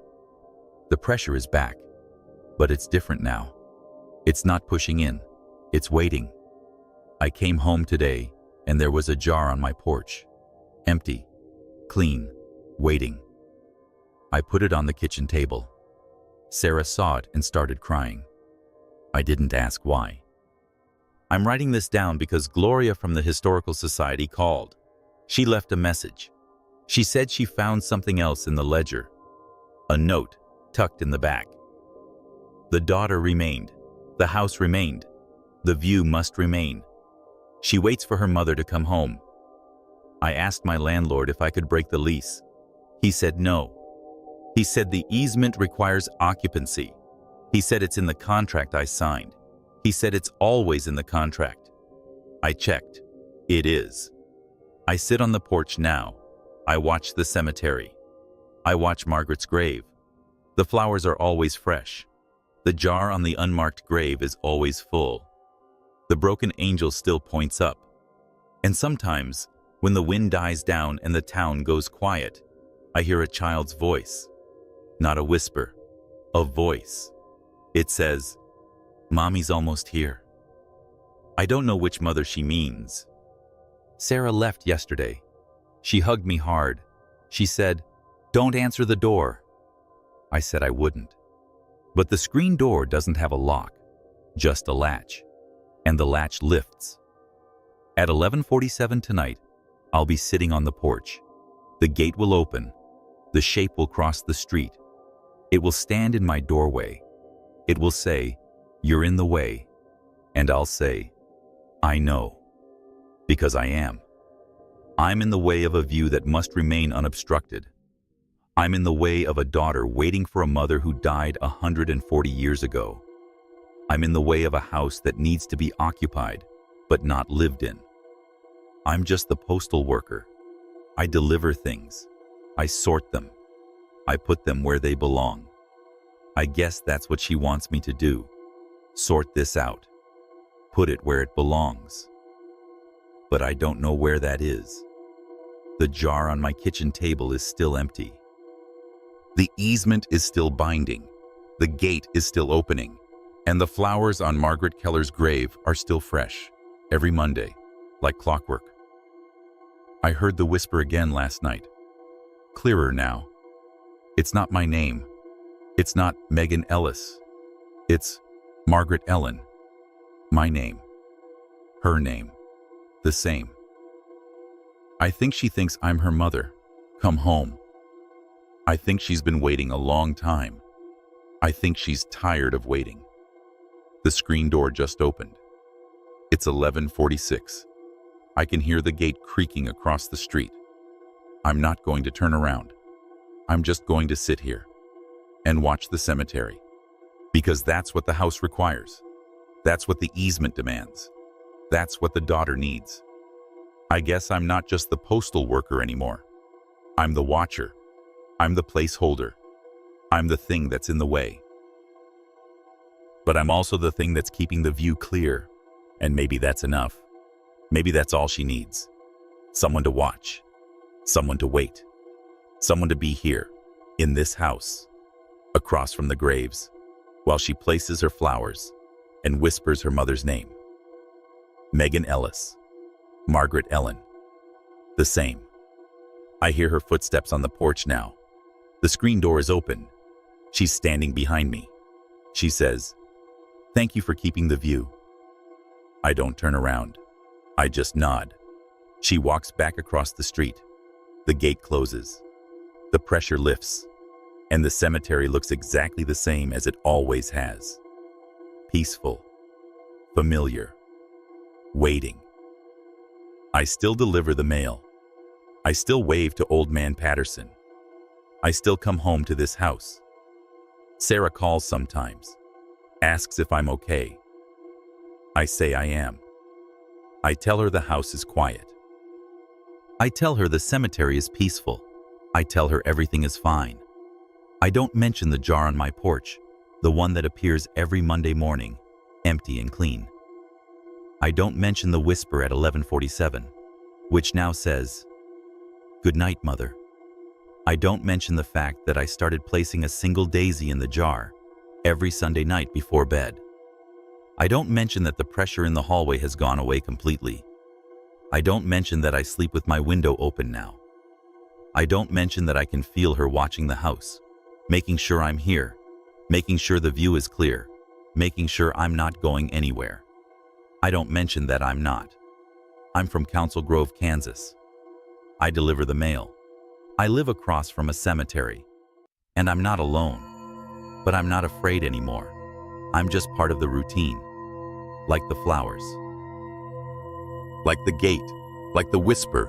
Like the broken angel pointing up. Like the daughter waiting. Like the mother who never left. We're all just here, keeping the view unobstructed, keeping the story going, keeping the silence filled with the sounds we're supposed to make. The mail truck is loud in the morning. The wind is constant. The cemetery is quiet. The house is occupied.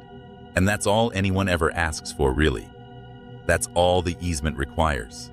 That's all the daughter needs. That's all I have to give. I'm Megan Ellis, and I'm home. My name is Rachel, and I'm from Marblehead, Ohio. It's this little town on the Lake Erie shoreline, about halfway between Cleveland and Toledo. You've probably never heard of it. Most people haven't. We got maybe 300 residents, and that's counting the folks who only stay here in summer. It's quiet, real quiet. The kind of place where the loudest thing at night is the foghorn from the fishing boats. And even that sounds lonely. I moved back here 2 years ago. Lived in Columbus for a while after college. But the city just, I don't know. It wore me out. Too much everything. So I came home. Well, not home exactly. My parents retired to Florida, sold me their house for way less than they should have. It's a 2-story place on Maple Street, built in the 1920s. Yellow siding that's gone gray in spots. Needs a new roof. But I can't afford that yet. I live with my older sister, Denise. She's 42, divorced, works from home doing medical billing. We get along okay, better than you'd expect, really. She's the neat one. I'm the one who leaves coffee mugs on the windowsill and forgets to close the closet door. She always says, "Rachel, how hard is it to push a door shut?" And I say, "Apparently very hard, since I forget every single time." We laugh about it. It's fine.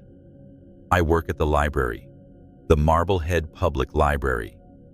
It's one room, basically. Used to be a bank, back in the day. You can still see where the vault was. They turned it into a reading nook for kids.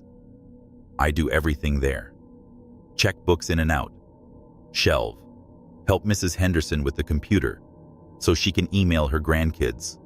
Argue with Mr. Peters about the newspaper being a day late. It's not exciting, but it's nice.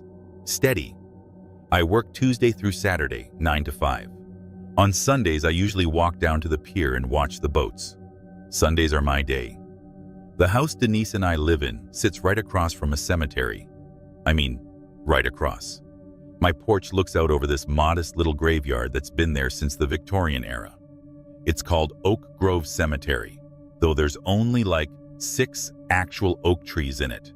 Mostly it's willows and some scraggly pines.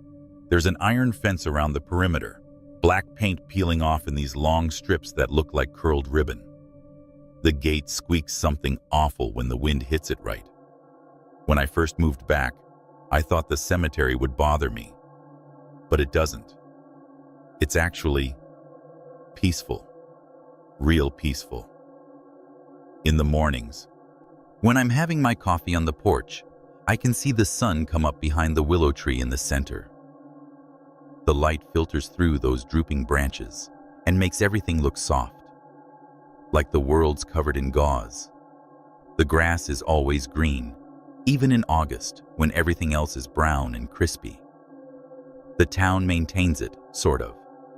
It's well kept near the entrance, but gets wild in the back half. The stones back there are old, tilted, some so worn you can't read the names anymore. Moss covers everything. It's pretty, in a sad way. Denise jokes about it. She'll be doing dishes and look out the kitchen window and say, "Quiet neighbors at least." Or when we get a package delivered, she'll tell the driver, "Just leave it on the porch, the neighbors won't steal it." She thinks she's hilarious. I guess she is, kinda. The mailman, Tom, he's lived here his whole life. He doesn't laugh at the jokes, just sort of nods and looks at the ground. The first few months were completely normal. I fell into a routine. Alarm at 7, coffee at 7:30, leave for work at 8:45. Denise would already be at her desk in the spare room, talking to herself about diagnosis codes. I'd come home at 5:15, make dinner. Denise would emerge around 6, stretching her back, complaining about her chair. We'd eat, watch whatever show we were on. Last year it was that baking competition, the one with the nice British lady. And then I'd read until about 10. Denise goes to bed at 9:30, like clockwork. She's big on sleep. The cemetery was just there, part of the view. Sometimes I'd see old man Peterson putting flowers on his wife's grave. She's been gone 6 years, but every Tuesday, there he is. White bucket, fresh carnations, pink ones. He'd stay about 20 minutes, straighten the stone, pull a weed or two, then leave. Sometimes families would visit on weekends, a whole carload of them, kids running between the headstones, while adults stood around talking. The kids always got yelled at. "Show some respect," the parents would say. The kids never listened. In October, the town puts these little solar lights on all the graves. They flick on at dusk, so the whole cemetery glows. Just tiny pinpricks of white light, like stars that fell and got stuck in the grass. I used to sit on the porch and watch them come on, one by one. Denise hates them. She says they look like eyes. I told her she's being dramatic. She said I'm too trusting. That's how we are. The weird stuff started small. So small, I didn't even notice it as weird at first. It was a Wednesday night in late November. Denise had already gone to bed. I was out on the porch, just sitting, even though it was cold. I had a blanket wrapped around me, and I was watching the cemetery lights. There was no wind, like none. The lake was flat as glass, which is rare. Everything was still. Then I heard the gate squeak. That distinctive metal-on-metal sound. I looked over, and sure enough, the gate was swinging open. Wide open. I figured it was Tom, the mailman. Sometimes he cuts through on his way home. He lives on the other side of the cemetery. Saves him walking all the way around the block. But I didn't see him. The gate just stayed open for about 5 minutes. Then it swung shut again. Same squeak. I didn't think much of it. Wind gust, I figured. Even though there wasn't any wind. But there must have been, right? A little one I just didn't feel on the porch. The next morning, Thursday, I was opening the library and Mrs. Henderson came in. She returned a large print romance novel, the kind with the pirate on the cover. She asked how I was liking being back in Marblehead. I said it was good. Quiet. She looked at me over her glasses and said, "Quiet's good. Some places are too quiet, though." I asked what she meant. She just patted my hand and said, "You'll know if you need to know, dear." Then she left. Old people say weird stuff all the time. I shelved the pirate book and forgot about it. That night, I got home and Denise was already cooking. She had the window over the sink open, even though it was 40 degrees out. She said she needed fresh air. I noticed she kept looking out at the cemetery while she stirred something. I asked what was up. She said, "Nothing. Just thought I saw something." I asked what. She said, "Probably a deer. They get in there sometimes." But she didn't sound convinced. We ate, watched TV. Around 9, I went out to get the mail I'd forgotten. The motion light on the garage came on like it should, but it flickered 3 times, fast, on off, on off, on off, then stayed on. I stood there for a second, waiting to see if it would do it again. It didn't. The bulb's probably going, I thought. Made a mental note to tell Denise, since she's the one who handles the house stuff. Friday at work, I was processing returns and found a book that wasn't ours. It was old, leather-bound, no library markings. Title was Burial Practices of Northern Ohio, 1840 to 1900. I flipped through it. Handwritten notes in the margins, some underlining. I figured someone left it by mistake, maybe donated it. I set it on my desk to ask around. No one claimed it. I ended up taking it home. Seemed interesting. That weekend, Denise and I did yard work. Raked leaves, mostly. The cemetery was full of people, it being a Saturday. I saw the Peterson family, 3 generations of them, all gathered around a plot near the willow tree. They were arguing about something. Couldn't hear what. One of the younger men kept pointing toward our house. I figured they were just orienting themselves. Those old stones can be hard to find. Sunday, I walked to the pier like always.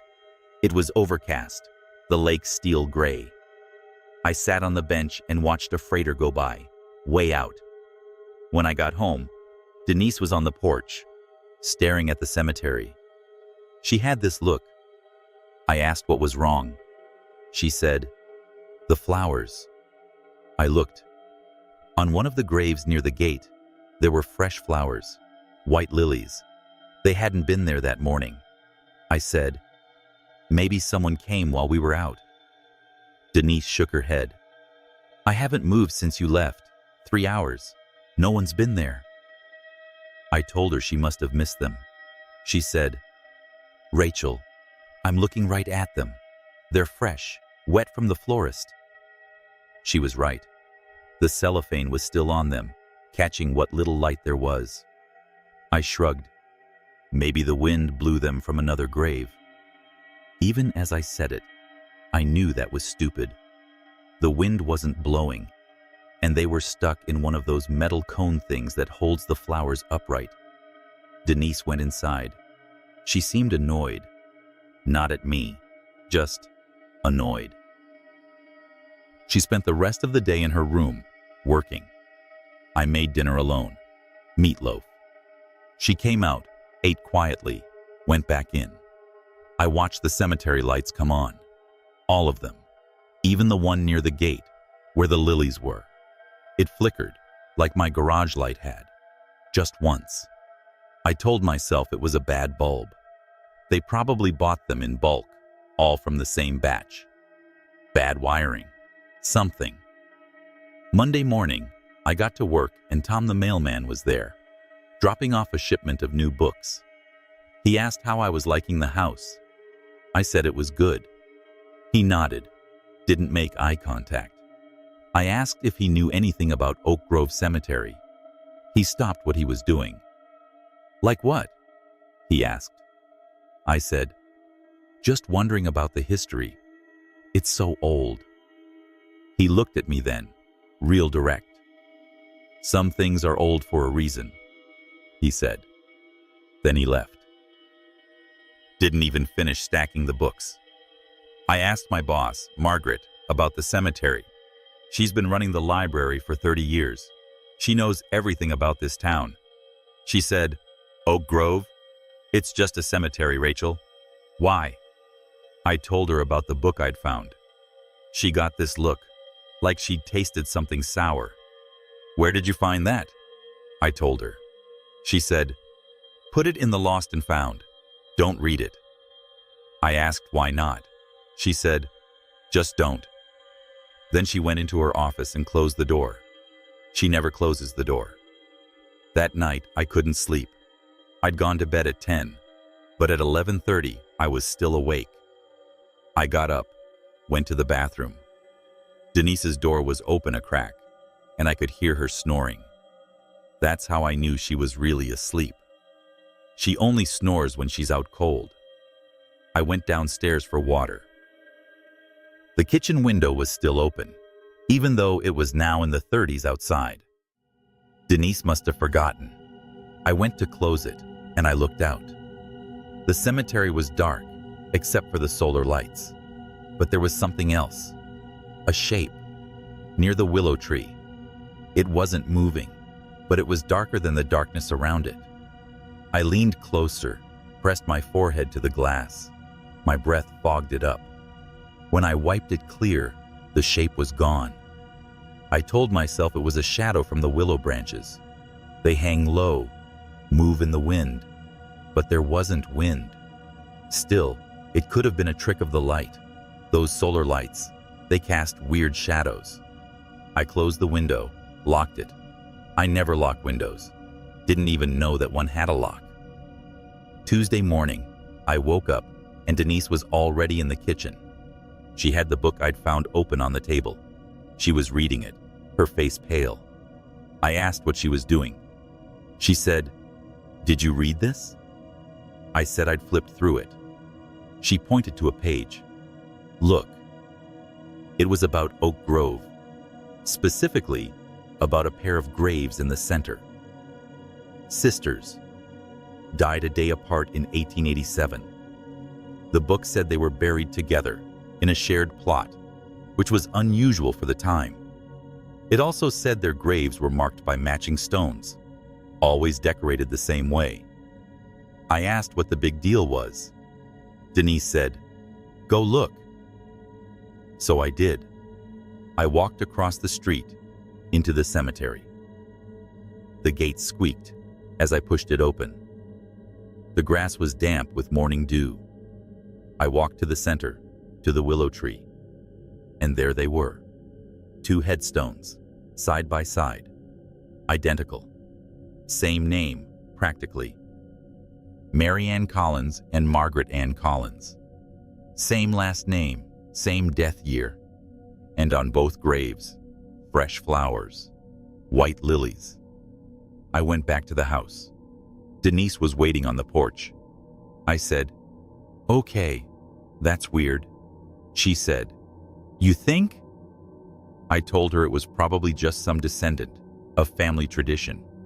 She said, "Rachel, we just moved here. No one told us about this, but the flowers are fresh every week. I watch. Every Tuesday, new flowers. Who's doing that?" I didn't have an answer. I went to work. Margaret asked if I'd put the book in Lost and Found. I said I had. I lied. I kept it in my bag. During my lunch break, I read more. The book talked about burial practices, but also about unusual occurrences near cemeteries in the late 1800s. People reporting displacements and auditory phenomena. It was written like a textbook, but the margins had notes. Someone had written, "Check the gate, check the lights, check the willow." Same handwriting as the other notes. That afternoon, Tom came in to mail a package. I asked him about the Collins sisters. He went completely still. "What about them?" he asked. I said, "Just curious. They died together?" He looked at me for a long time. Then he said, "They didn't die together. They died apart. Same night, different rooms. Fever. But they were buried together because..." He stopped. "Because why?" I asked. He shook his head. "You should ask the Petersons. They know the story." Then he left. The Petersons. Old man Peterson. The one with the pink carnations for his wife. I knew his wife's name was Sarah. I didn't know how he was connected to the Collins sisters. That night, Denise and I sat on the porch after dinner. She was quiet. I asked what was wrong. She said, "I heard something last night. After you went to bed." I asked what. She said, "Whispering. Coming from the cemetery. I thought it was just wind in the willow, but..." She trailed off. "But what?" I prompted. She said, "It was two voices, two women, talking to each other." I told her she was dreaming. She said, "I wasn't asleep, Rachel. I was in the kitchen, getting water. The window was open. I heard them clear as day." I didn't know what to say. We sat in silence. The solar lights came on, one by one. The one by the gate flickered. The one near the Collins sisters' graves stayed steady, bright. I noticed something I hadn't before. There was a bench facing their graves. A stone bench, weathered, covered in lichen. It looked old, real old. And it was positioned so whoever sat there would be looking directly at the two matching headstones. Denise saw me looking. She said, "That bench wasn't there yesterday." I said, "It must have been. We've just never noticed." She shook her head. "I've been here every day for 2 years, Rachel. I'd notice a stone bench." We went inside.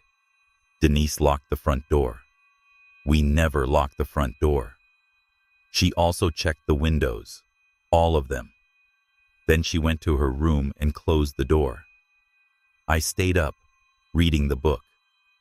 There was a chapter on graveyard guardians, a folk belief that some cemeteries had watchers, spirits tied to specific plots. The notes in the margin said, "Not spirits, something else, something that stays." Wednesday morning, I woke up to Denise standing over my bed. She had mud on her slippers. I asked what happened. She said, "I went for a walk." I looked at the clock. 6 a.m. "In the cemetery?" I asked. She nodded.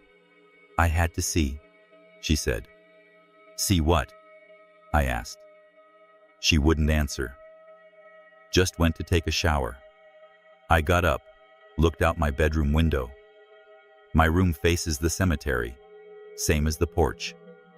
And there, on the ground, were footprints, leading from our front walk, across the street, through the gate, to the willow tree, and back. One set. Denise's size, but also another set. Smaller, like a woman's shoe, but old-fashioned. Narrow.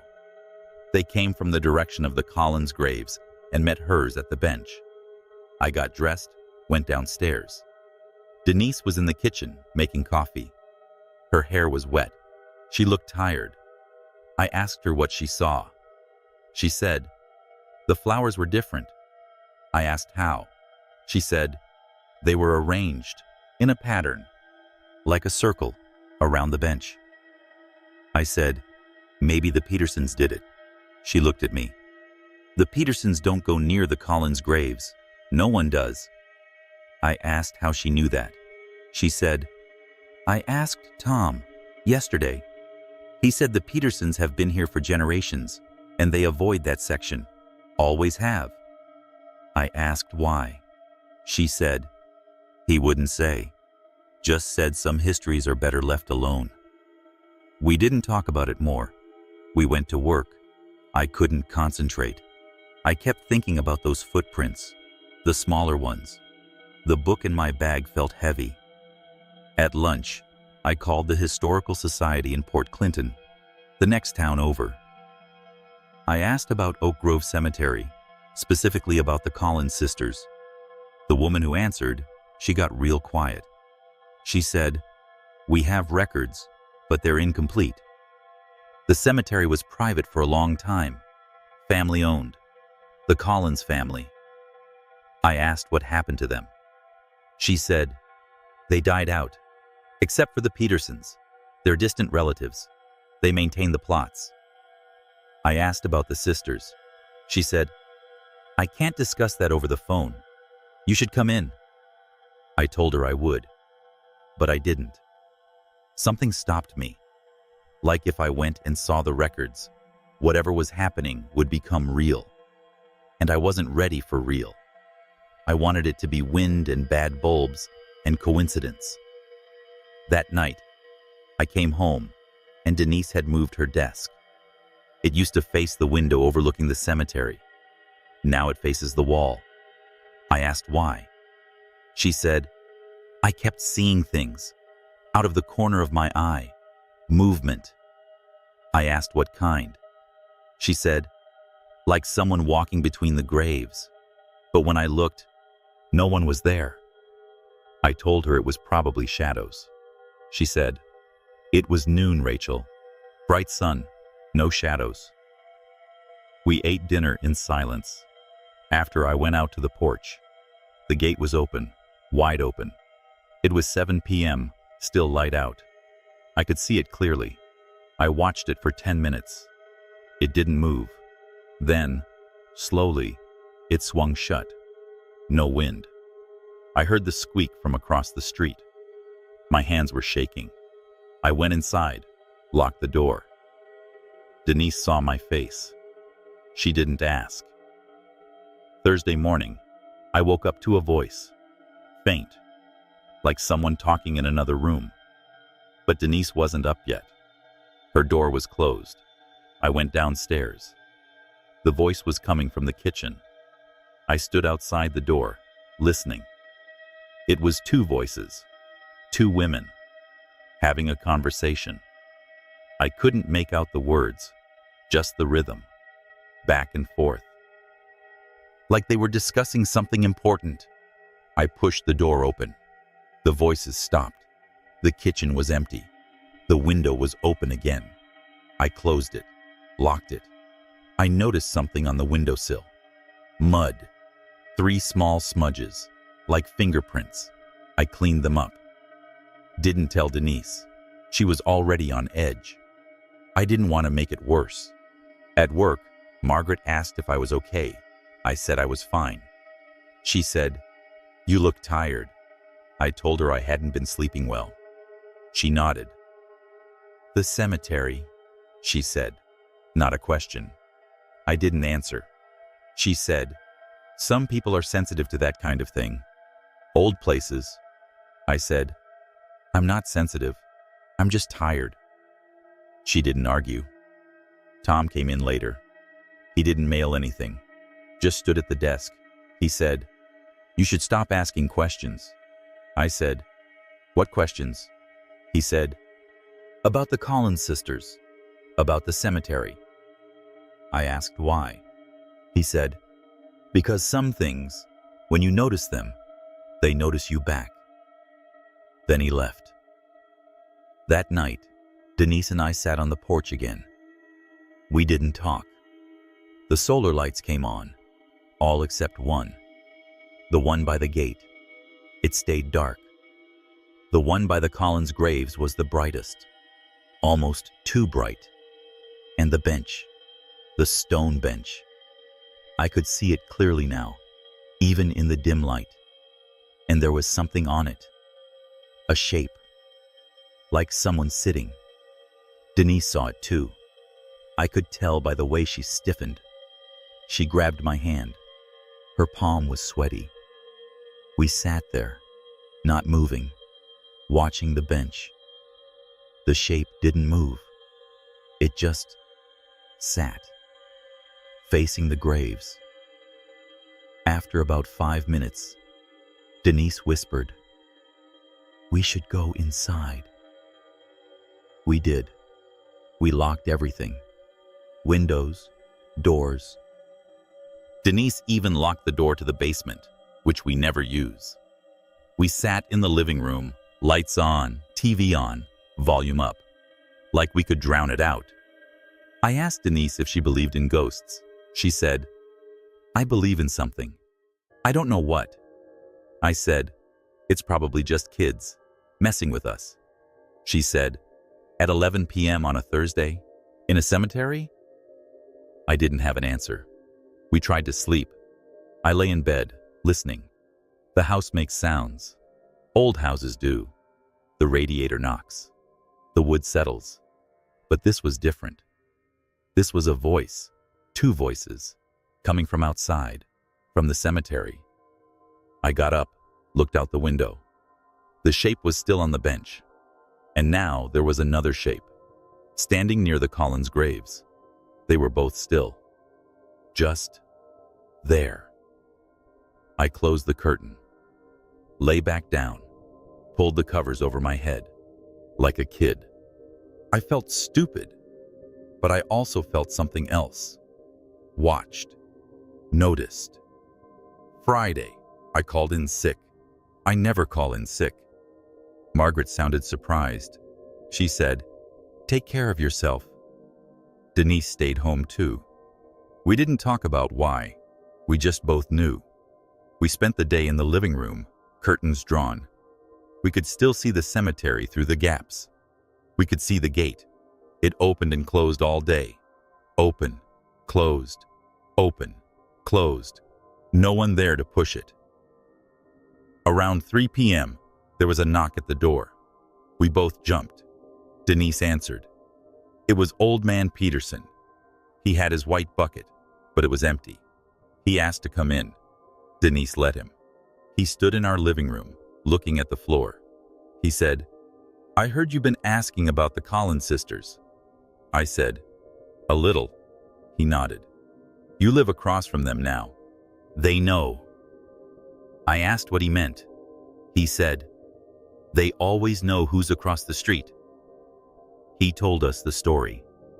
The Collins sisters, Mary Ann and Margaret Ann, died in 1887. Fever, like Tom said. But it wasn't just fever. It was a fever that came after their brother died. He was a fisherman, drowned in the lake. They were supposed to be watching him. Mary Ann was 16. Margaret was 14. They blamed themselves. They got sick within a day of each other. Died within a day. Their parents buried them together in a shared plot, which was unheard of then. They also commissioned matching headstones and a bench, so the sisters would always have a place to sit, together, forever. Peterson said, "The thing is, they don't like being alone. They never did, so they notice people, especially people who live close. They notice." I asked what they do. He said, "They visit, in their way. They start small, the gate, the lights, flowers." Denise and I looked at each other. He continued, "If you acknowledge them, they get closer. If you ignore them, they get curious. There's no winning. You just live with it." I asked how he knew all this. He said, My family's lived here for 5 generations. We've all lived in that house across the street at some point. My great-grandfather built it. He was the one who put in the first motion light. They kept triggering it. He thought it was thieves. Peterson looked at Denise. Your medical billing. They used to hear typing at night, back when it was a typewriter. Click, clack, click, clack. My grandmother thought it was the neighbor. It wasn't. Denise went pale. I asked, what do we do? Peterson said, nothing. You don't do anything. You don't talk to them. You don't acknowledge them. You live your life. Eventually they settle down. They always do. But it takes time. A year, maybe 2. He looked at the window, at the cemetery. They're quiet right now. That's good. Means they're listening. He left. We watched him walk across the street, through the gate, to his wife's grave. He put the empty bucket down and sat on the grass next to the stone. He didn't move for an hour. That night, we didn't go on the porch. We stayed inside. The solar lights came on, all of them, even the one by the gate. We could see the bench clearly. It was empty, but the flowers on the Collins graves had been moved. They were in a circle now, around the bench. Denise whispered, should we move? I said, we can't afford to move. She said, can we afford to stay? I didn't answer. The voices started around 10. 2 women, talking. I couldn't make out the words, but I could hear the tone. One was sad. The other was curious. They were discussing something. Us, probably. Denise came into my room. She said, you hear it too, right? I nodded. She sat on the edge of my bed. We listened together. Around midnight, the talking stopped. There was a new sound. Footsteps. On our porch. Light. Like women's shoes. Click, click, click, click. They walked from one end to the other, then stopped, right outside my window. I could see a shadow through the curtain. A shape. Like someone standing there, looking in. Denise grabbed my hand. We didn't breathe. After a minute, the shadow moved away. The footsteps receded. The gate squeaked. Open. Closed. We didn't sleep. We sat in my room. Lights on until dawn. When the sun came up, we went outside. There were footprints on our porch. One set. Small. Narrow. Women's shoes. Old-fashioned. They went from the steps to my window. And there were flowers. White lilies. Laid on the porch railing. Fresh. Wet from the florist. Denise started crying. I didn't. I just felt tired. So tired. We went to work. Well, I did. Denise said she couldn't concentrate. She stayed home. I told Margaret everything. I don't know why. She listened, nodding. When I finished, she said, I wondered when they'd start with you. Took longer than I thought. I asked what she meant. She said, that house has been empty for years. No one stays. Your parents didn't tell you? I said, they said they were retiring. She shook her head. They were leaving. They lasted 6 months. Before them, the Johnsons lasted a year. Before them, the Millers, 9 months. It's always the same. The sisters notice. They get curious. I asked why no one told us. She said, would you have believed it? Would you have moved in? I said, no. She said, exactly. I left early. I went home. Denise was on the porch, in the same spot she'd been when I left. She said, they moved the bench. I looked. It was closer to our house, about 10 feet closer, right near the gate. I said, maybe the town moved it. She said, the town doesn't touch anything in that section. No one does. She was right. The grass around it was overgrown, but the bench was on a path of fresh gravel, like it had been dragged. That night, we heard the voices again, but they were clearer. One said, "They see us." The other said, "They don't see. They look." The first said, "The younger one looks." The second said, "She looks but doesn't see. Yet." Denise said, "They're talking about you." I said, "They're not talking about anything. It's just sounds. The wind in the willow." But the willow wasn't moving. There was no wind. Around 2 a.m., I heard my name. Rachel. Just once. Faint, like someone calling from far away. But also like they were right outside my door. I didn't answer. Peterson said not to. Don't acknowledge them. I looked out the window. The bench was empty, but the Collins graves had a shape on them. 2 shapes, like people lying down, on top of the graves. I closed the curtain, lay down, pulled the covers up. I heard Denise's door open. She went downstairs. I heard the kitchen window open. Then I heard her voice. She was talking to them. I ran downstairs. She was at the window, leaning out. I pulled her back. "What are you doing?" I hissed. She looked at me, her eyes wide. "I had to. They asked about you. They wanted to know your name." I said, "You told them?" She nodded. "I had to. They wouldn't stop asking." We closed the window, locked it. Denise was shaking. I made tea. We sat at the kitchen table, not talking. The footsteps started on the porch again. Click, click, click, click. They walked to the front door, stopped. The doorknob turned, just a little, then stopped, then turned again, like someone was testing it. Denise whispered, "It's locked, right?" I nodded, but I wasn't sure. I couldn't remember if I'd locked it after Peterson left. The knob turned again.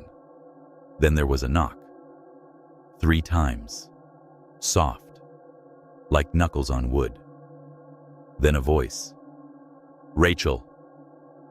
It was right outside the door. "Rachel, we just want to talk." Denise started to stand. I grabbed her arm. "Don't," I said. She sat back down. The voice came again. "Rachel, we know you're there. We can see you, through the window." We both looked at the kitchen window. There was a shape there, a face, pressed against the glass. But it wasn't clear. It was like smoke, like mist, but shaped like a face. 2 faces, side by side. Denise screamed. I didn't. I just stared. The faces faded. The footsteps retreated. The gate squeaked. Open, closed. We didn't sleep. We packed a bag. Just one. We were going to leave. Go to a hotel. Anywhere. But when we opened the door at 6 a.m., there were flowers covering our steps. White lilies, hundreds of them, arranged in a path, leading across the street, to the cemetery, to the bench, to the Collins graves. Denise stepped on them, crushed them under her feet. We got in the car, drove away. We stayed at a motel in Port Clinton for 3 days. On the 3rd day, Denise said, "We have to go back. We can't afford to stay here forever." I knew she was right. We drove back. The flowers were gone. The path was clear. The bench was back where it originally was. The gate was closed. Everything looked normal. Peterson was in his yard. He saw us. He nodded. Didn't say anything. Just nodded. That was 3 months ago. We still live there. We still hear them. Not every night, but most nights. The voices, the footsteps, the gate, the lights. They don't knock anymore. They don't press their faces to the window, but they're there, on the bench, in the cemetery, watching. I looked up the Collins sisters in the Historical Society records eventually. Went there myself, when I was ready. The records were incomplete, like the woman said, but there was a note in the margin of the death register, same handwriting as the book. It said, "They don't want company, they want neighbors." I think I understand now. They're not trying to scare us. They're just there, like they've always been. And we moved in across the street. We became their neighbors, and neighbors notice each other. Neighbors acknowledge each other, even when they don't want to. Denise still works with her desk facing the wall. I still go to the library. We still watch TV. We still live our lives. But at night, when the solar lights come on, we don't look out the windows. We don't go on the porch. We don't answer when we hear our names. Last Tuesday, I came home, and there were flowers on my porch. Not lilies. Carnations. Pink ones.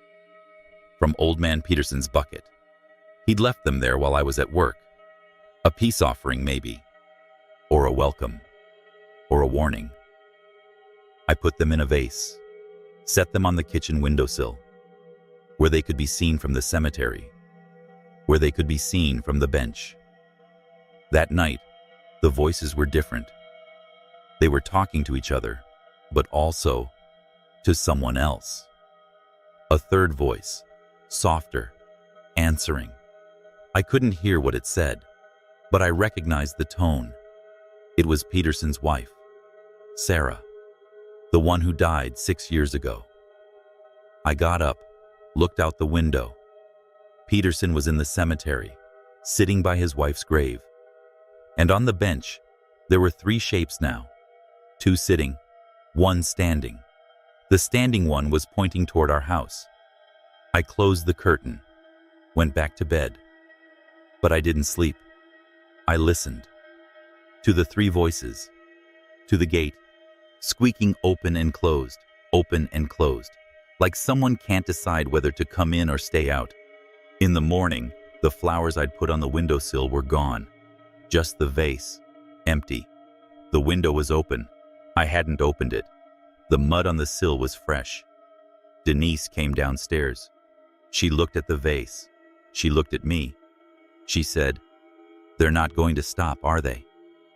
I said, "No, I don't think they are." She nodded, like she'd known all along. "At least they're quiet neighbors," she said. But her voice cracked when she said it. I still work at the library. I still walk to the pier on Sundays. I still live my life. But now, when people ask how I like being back in Marblehead, I say, it's quiet.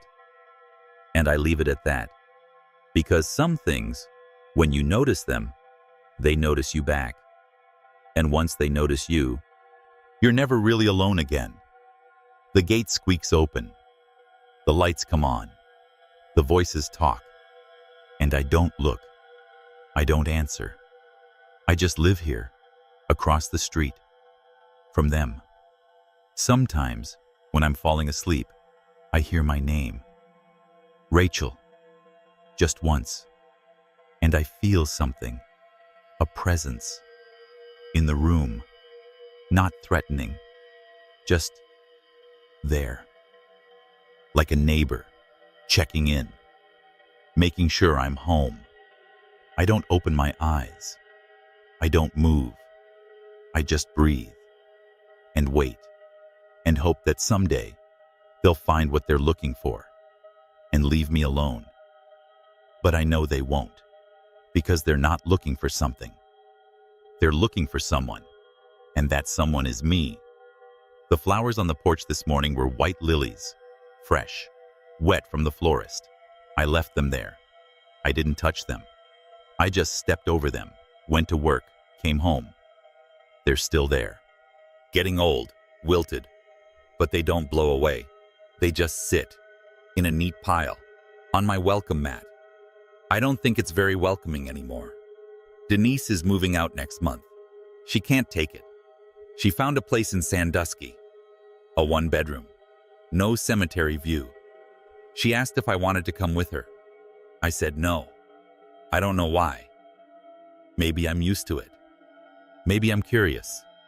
Maybe I'm just too stubborn to let a couple of dead girls chase me out of my own house. She said, "They're not dead, Rachel.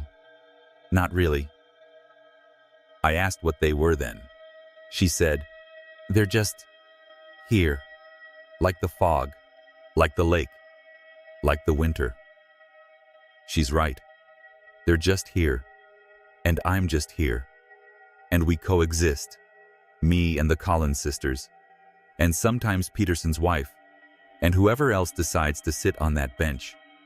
The book I found is still in my bag. I haven't opened it since that night. I don't need to. I know what it says. It says, they don't want company. They want neighbors. And I guess that's what we are now. Neighbors. I can hear them right now, actually. It's past midnight. The house is dark. Denise is asleep, snoring. And I can hear two voices, talking, right outside my window. They're not calling my name. They're just talking about the weather, about the lake, about the flowers. One says, she left the lilies. The other says, she's learning.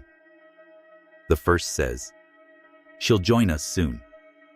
The second says, not yet. She's not ready. I'm not ready. I don't know if I'll ever be ready. But I'm here, and they're here. And the gate keeps squeaking, and the lights keep coming on, and the bench stays full. I guess that's just how it is in Marblehead. Quiet. So quiet you can hear the dead talking, and after a while, you stop minding. After a while, it's just background noise, like the foghorn, like the radiator knocking, like your sister snoring in the next room. Just neighbors. That's all. Just neighbors, being neighborly. The lilies on the porch are gone now. I guess they took them, put them back where they belong, on the graves, in a circle, around the bench. I should probably go to sleep, but I won't. I'll just lie here, listening, waiting, being a good neighbor, because that's what you do, right? When you live somewhere, you get to know the people around you, even if they died 100 years ago, even if they don't have bodies, even if they just want to talk. You listen, and you don't ask questions, and you hope they don't ask too many of you. The gate just squeaked. They're here. I can feel them, in the room, two of them, by the window, watching, waiting, being neighborly.